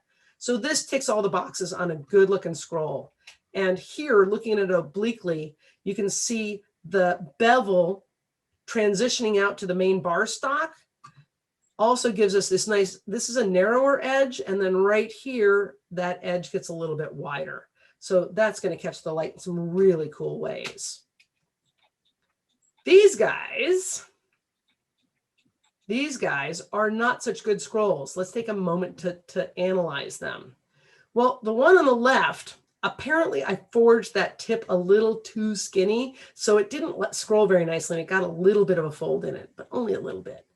But this is kind of nice looking coming around here. Really nice, getting looser, looser, looser, very lovely. But gosh, I've come around here. It hasn't done any flipping yet. There's no flipping all the way out to here. Then suddenly it starts to flip, and the flip happens entirely between this spot and this spot. So I've got this weird flip in one space. It's not evenly distributed, and the result is it looks like it's got a bizarre bulge on the outside here, even though the negative space is kind of decent. The one on the right has some other issues. Well, first of all, again, I got the tip way too skinny, so I went to scroll it, it folded. I do not have anything resembling that lovely snub end rounded negative space in there. Bevel looks all right. This is kind of nice, and it's starting to turn on me, but then it doesn't keep turning on me. So over here, I'm not on edge yet. This has not completed its flip. And negative space, this is small, this got a little bigger, this got bigger, and then this is a little smaller and a little smaller yet. So I've got a pinch point in it. There's another bad looking thing. That guy, I think I would just retire it. It's time to get a whole new scroll happening. Okay, any questions before we go to our last scroll? My God, we've got 20 minutes for our last scroll. It's amazing. Nope, you're getting some. Thanks for all the stuff in the chat, and Awesome. I think you can carry on. Radio. All right, last scroll of the evening. The blown over leaf scroll. This is kind of neat. Features of this, it's got this beautiful waving leaf finial in the middle. It's not just a leaf, it's a leaf with life. Every time it's got a big bend one way, it's got a little bend the other way at the tip. We've got a nifty twist, just like we had on the bevel scroll, from nearly flat to up on edge. This is also kind of cool because the leaf ends up right near the middle of the scroll. It sort of goes across the middle of the scroll. So it's got a feature in the center that's a little different from some of the other scrolls. Some of the neat points. Well, I love this leaf. I think it's got this graphic yet organic thing. It's not a literal leaf. It's not any specific leaf from nature, but you look at that and you see leaf. It screams leaf. The bevel tells you where that center little ridge is going to be. We didn't have to chisel mark in a whole bunch of little guys. We can see exactly what's going on with this. I actually love this leaf. I use it in, like, you know, the classic keychain leaves. I use this leaf for that. This also has wonderful line weight change. So you got this 1/4 inch bar coming around, and then whoop, there's a leaf. Nifty. Downsides, like the bevel scroll, it has a front side and a back side. And the front side looks cool, and the back side doesn't have a lot to offer. So again, this is great for situations where you're going to look at it from one side. The window grill in a window that's high up, and you're going to see it from inside, but people outside won't see it. The other downside here is because this guy is bent not only backwards, but out, it can catch things. So this is one of those ones that you have to worry about snagging your people's clothes, and you might not want to have it down where folks will rub against it. Drink. Okay, the steps. Again, 4 big steps. Finial, scroll the hard way, bevel, scroll the easy way. The finial is, like the last one, going to start out with a radius taper, but this one's going to be a lot shorter. And then we'll do a little thickness taper at the tip, just like we did last time. Then to make the leaf, we're going to do the separation between the leaf and the stem. And once again, that's going to be half face blows. So this is a little like when we did the hay penny scroll. And just like the hay penny, behind that necking down part, we're going to clean up the taper to make sort of the stem of the leaf. So right near the edge, starting really steep, bringing it that corner in so you don't get a little fish lips, and then radiusing it back. Bringing the thickness, starting really steep, and then radiusing it back. Bring in the thickness. So that's probably pretty decent. Yep. So this is a much shorter radius than last time. It goes from nearly 90 in the front. That last one was a longer one. Nearly 90, much, much shorter. You don't want a long leaf. It's going to look weird. Kept that thickness. It's still a 1/4 inch thick. So next heat, I'm going to put a little teeny taper right on the front of the bar. Just, again, really short, 3/8 of an inch on the tip, both sides, steep angle to keep it short. And of course, you have to fix the profile after you're done with it. It always happens. Fix the profile. This guy was not staying centered, so I just chased it until I got it centered. It's worth taking time on that. So there you can see the taper. Again, it's not a massive taper. It's not blade edge thin at the front. Maybe a fat eighth. It's enough so it'll look natural, but not so much to be weak. Let's have a moment to compare the 2 radius tapers we did. On the right, in the back, this is the radius taper we did for the beveled scroll. It starts out steep, but I don't know, maybe 50 degrees there, and then radiuses back over a distance of between 2 and 4 times the width of the bar. For the blown over leaf scroll, you need an amazingly short leaf, and we have to start with an amazingly short taper. So this is nearly vertical in the front, tapering around to horizontal in maybe the same as the thickness of the bar, maximum 1.5 times the width of the bar. So this is 1/2 inch. This should be between a 1/2 inch and 3/4 of an inch, no more than 3/4 of an inch on this. Okay, I'm gonna now put in those half face blows to separate out the leaf. Where does that start?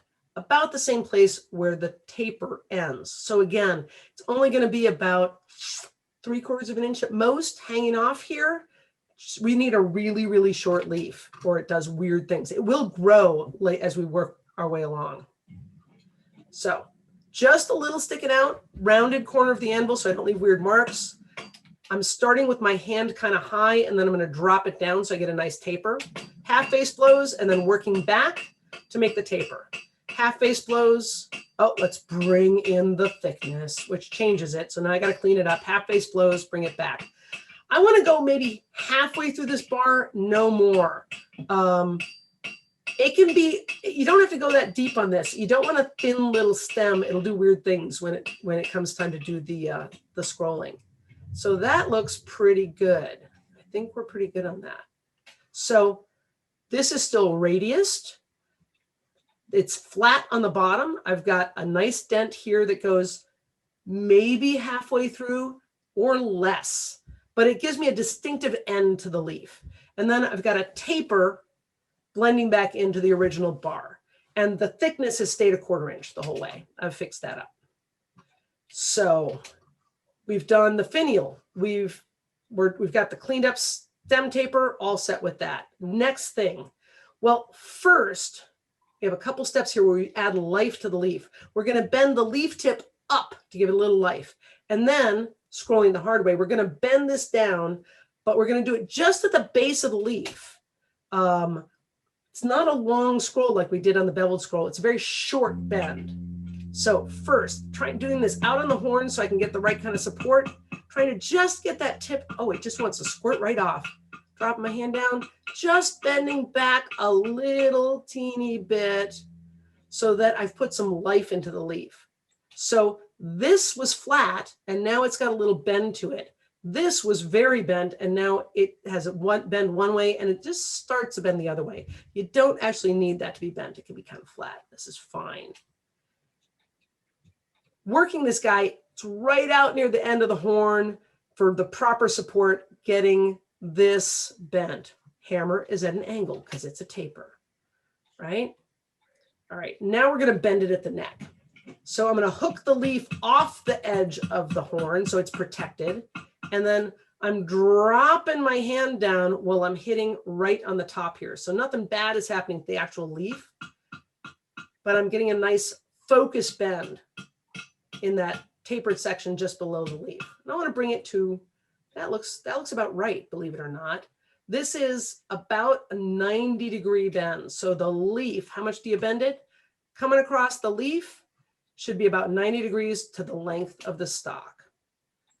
So now I'm ready to think about beveling, but I got to figure out which side I want to bevel on. This is a decision you got to make. So I want to look at both sides and say, well, where do I want to bevel? I think I want to bevel this side. I'm going to mark it, getting out my white charcoal again and marking that so that when I pull it out of the fire, I know which side to work. This is one of those thinking in the fire things again, where you do stuff so that when you come out of the fire, you can work efficiently instead of going, what was I doing? All right, now I'm going to put on the bevel. And again, I'm going to bevel the inside first and the outside second. I'm going to try and place the ridge line attractively and get a nice transition. Well, what's ridge line placed attractively? Honestly, I've always had problems with that.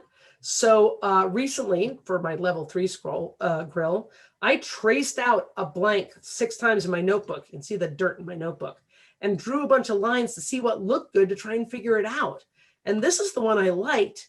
Turned out that I liked the line a little above the center at the tip and below the center at the neck. And that, for some bizarre reason, is what looked good. So that's what I'm going for. Again, I'm going to use my rounding hammer. And when I'm on outside bends, like the tip of the leaf, I'm going to use the flat face, starting at the tip, working back. And inside bends, I'm going to use the rounding face. Where it's wider, I need to hit harder than where it's skinnier. I'll hit more gently. So there's my first go. And I did just what I wanted. It doesn't go quite as far across. It's a little below the center here and above the center here. And I'll bring that other bevel in to meet it in a way that produces a really nice line. Working on the outside edge of the anvil. I need the rounding face for this inside swoop, and then switch to the flat face where it's bending outwards. Heavier blows because this is wider here, so it's going to take a little bit more work to get that bevel to come across. And a nice transition out after the bend. Transition out after the bend. Really does get cold fast when you got flat stack on the anvil. So this is not completely done, but that's most of the way done. I'm bringing these two bevels in towards each other, and I'll make sure that they're meeting in a happy, happy place before I go on to the next step. So again, flat face when it's curving out, rounding face when it's curving in, flat face when rounding face when it's curving in, flat face when it's curving out. Let's take a quick look at the shapes of these two scrolls before we do the scrolling the easy way. The bevel scroll comes around a lot more than half a turn. I don't know, 3/4 is good, maybe more. And it's spread out. It has bends down very far down here. The blown over leaf scroll is only bent to about a 90-ish, maybe that's at 100 there. And all of the bend is between the leaf and the end of the taper. It's a really short, tight bend. That's important to this working. So these guys don't work the same. So we are now ready to do that last tricky scroll. We're going to scroll the leaf down. Whoops. Go back there. We're going to scroll the leaf down to make it nice and roundy, but then we're going to tip it over and bring the tip out again to give it life. For every big bend on the leaf, there's a little bend on the tip. Then we're going to scroll the rest of the leaf and the stem down. We want to make sure that we're staying, as before, perpendicular. So the axis here is perpendicular to the edge we're bending over. And we want to make sure we're hitting over air. Okay, let's do it. So I'm bending my leaf to give it some bend, and then flipping it back. It's a little tricky, but I got my hand against my leg. So I've got some control there to give it a little bit of life. Okay, now let's get into the neck and start really scrolling. So get it lined up, bring it around, push it forward, get it perpendicular. Push it forward a little bit, perpendicular. Get it adjusted so it's just right. Forward a little bit and then perpendicular. Forward a little bit, perpendicular. Okay, forward a little bit, perpendicular. Now we're into the straight stuff. So that's not half bad. That was a really good start. So I've started the flip and I've started the scroll, but this is way too open still.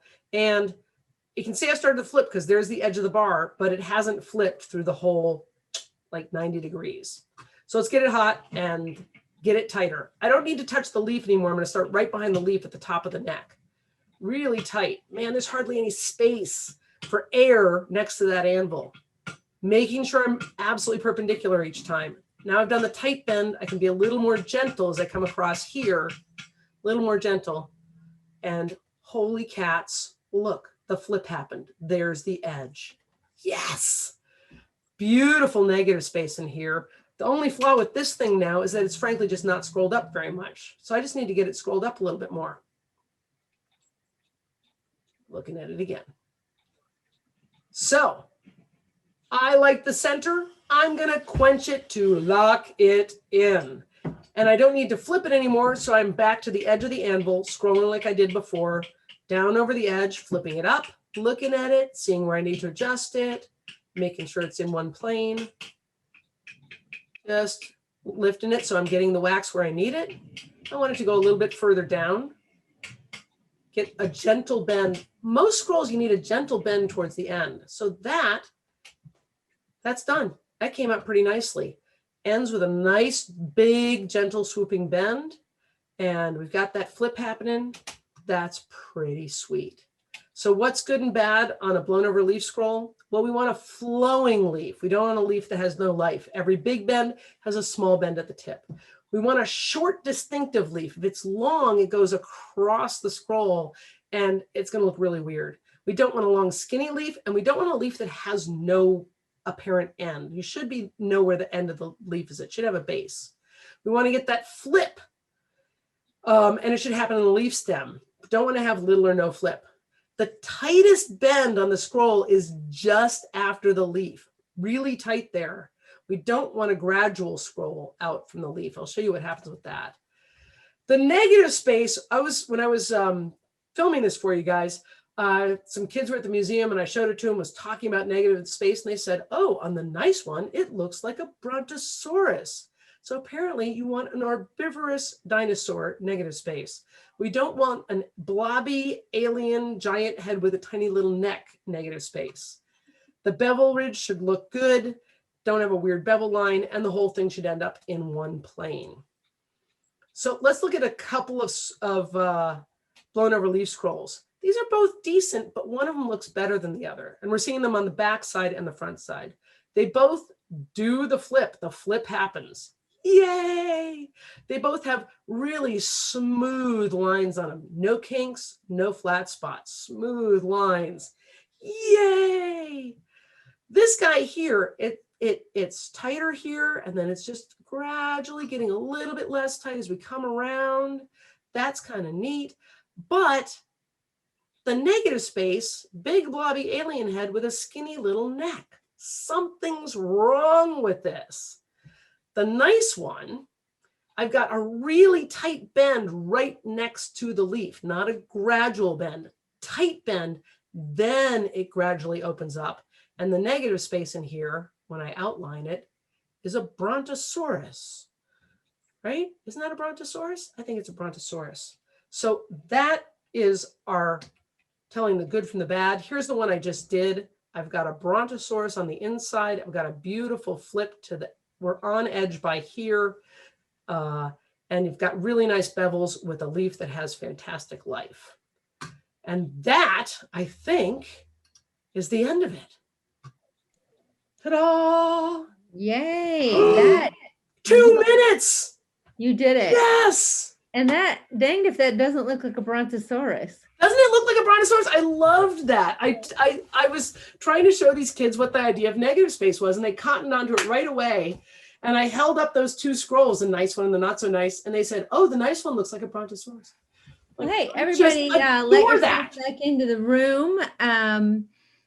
Beth, you should go look at the chat. Everybody's very grateful for all the information, and they thank you. I think that was an excellent. I don't think I have the chat. And you're so. I love your explanations. I find myself just smiling through the whole thing. Because it's also, you know, it's memorable. The words you use, they stick in your head. So excellent job. But I'll let everybody else tell you that. Cool. Well, and I just got to say, that was 5 scrolls in 2 hours. I usually teach each one of those in one day. So we just did 5 days of teaching. That was a lot. Huh. Hey, I sent out a thing about coaching sessions earlier today, and I heard back from, I think, a half dozen of you guys already. So, oh, and David Gottfredson's here. David, would you wave? Wave. That's David Gottfredson. He's going to be helping out with the coaching sessions. So some of you will have him for your coach.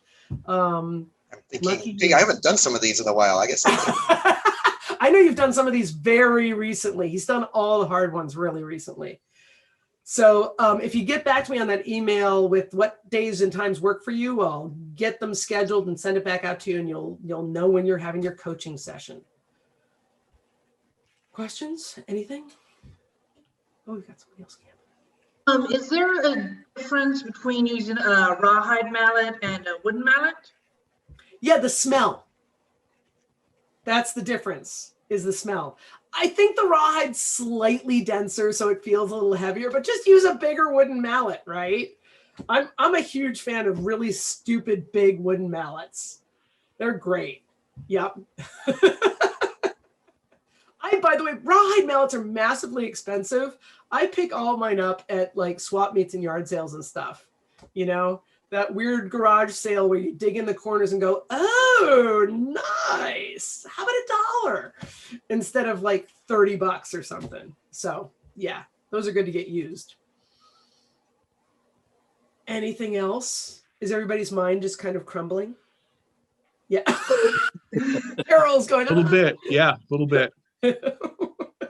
What with the radius on the one we just did, the leaf scroll? Yes. What was the relationship of the radius of that to the thickness? To the width. So to the thickness, there's no relationship to the thickness. Right, but right, there's to the relationship to the width. So again, on the beveled scroll, you want the radius taper to be between 2 and 4 times the width.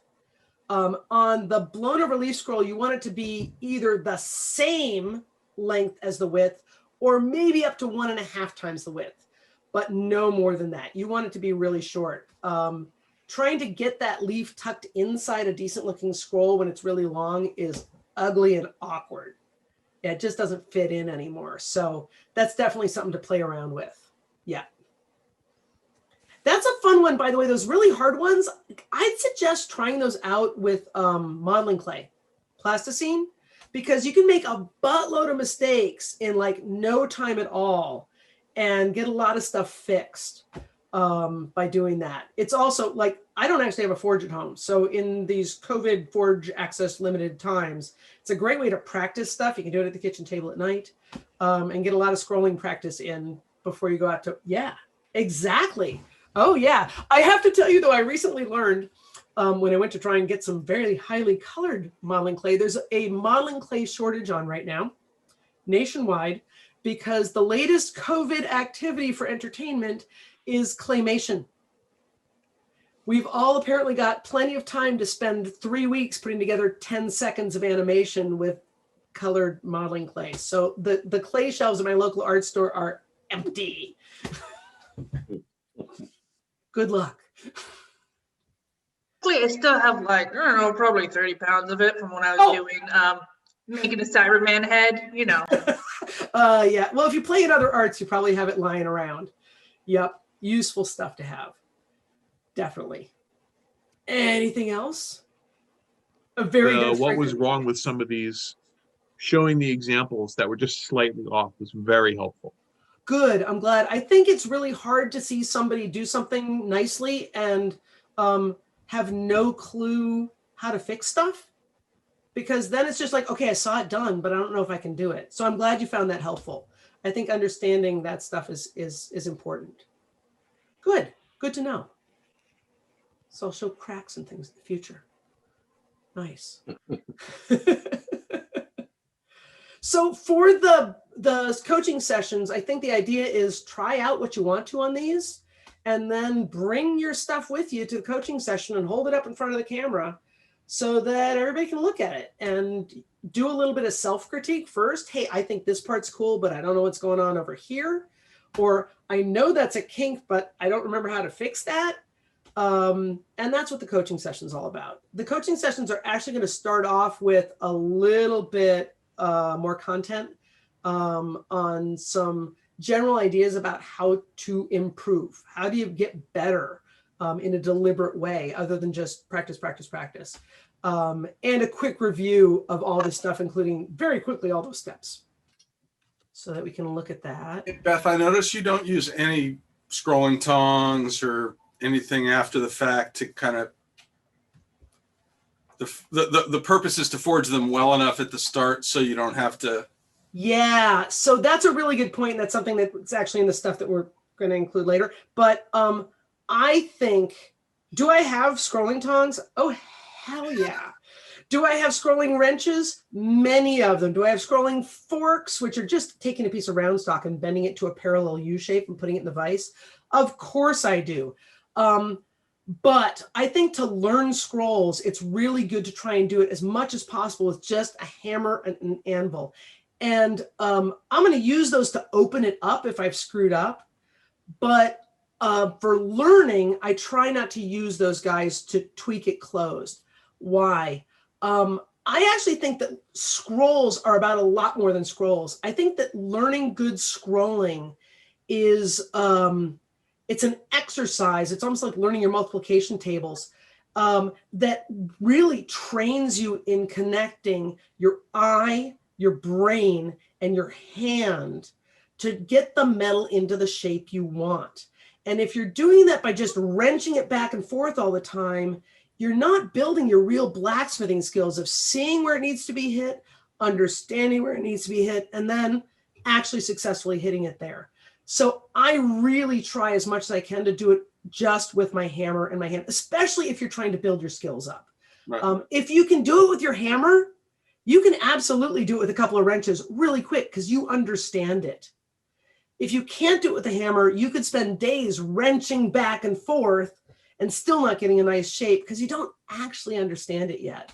So yeah, do use those, but just use them to open it up when you screwed up. And I would open it up all the way to flat and start scrolling again until you've really got it under control. That's a really great observation though. Thank you for asking that. Well, thanks everybody. It's really nice to see you all. Lovely to see familiar faces. Hi, friends. Thanks, Beth. That was really, really good. Oh, good. I'm glad to hear it, Carol. Oh, they're after me. Uh-oh. Use my computer.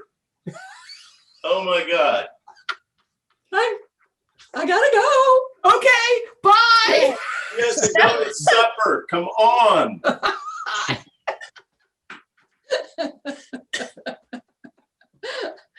All right. Excellent. All right. Well, good night, everybody. Yeah, Have that fun was before awesome. you roll. Thanks again, Beth. Everybody. All right, we'll Bye. see you later, Beth. We'll touch Yep, base see you about then. next, See you yeah, next touch week. base about Bye, Beatrice. Yep.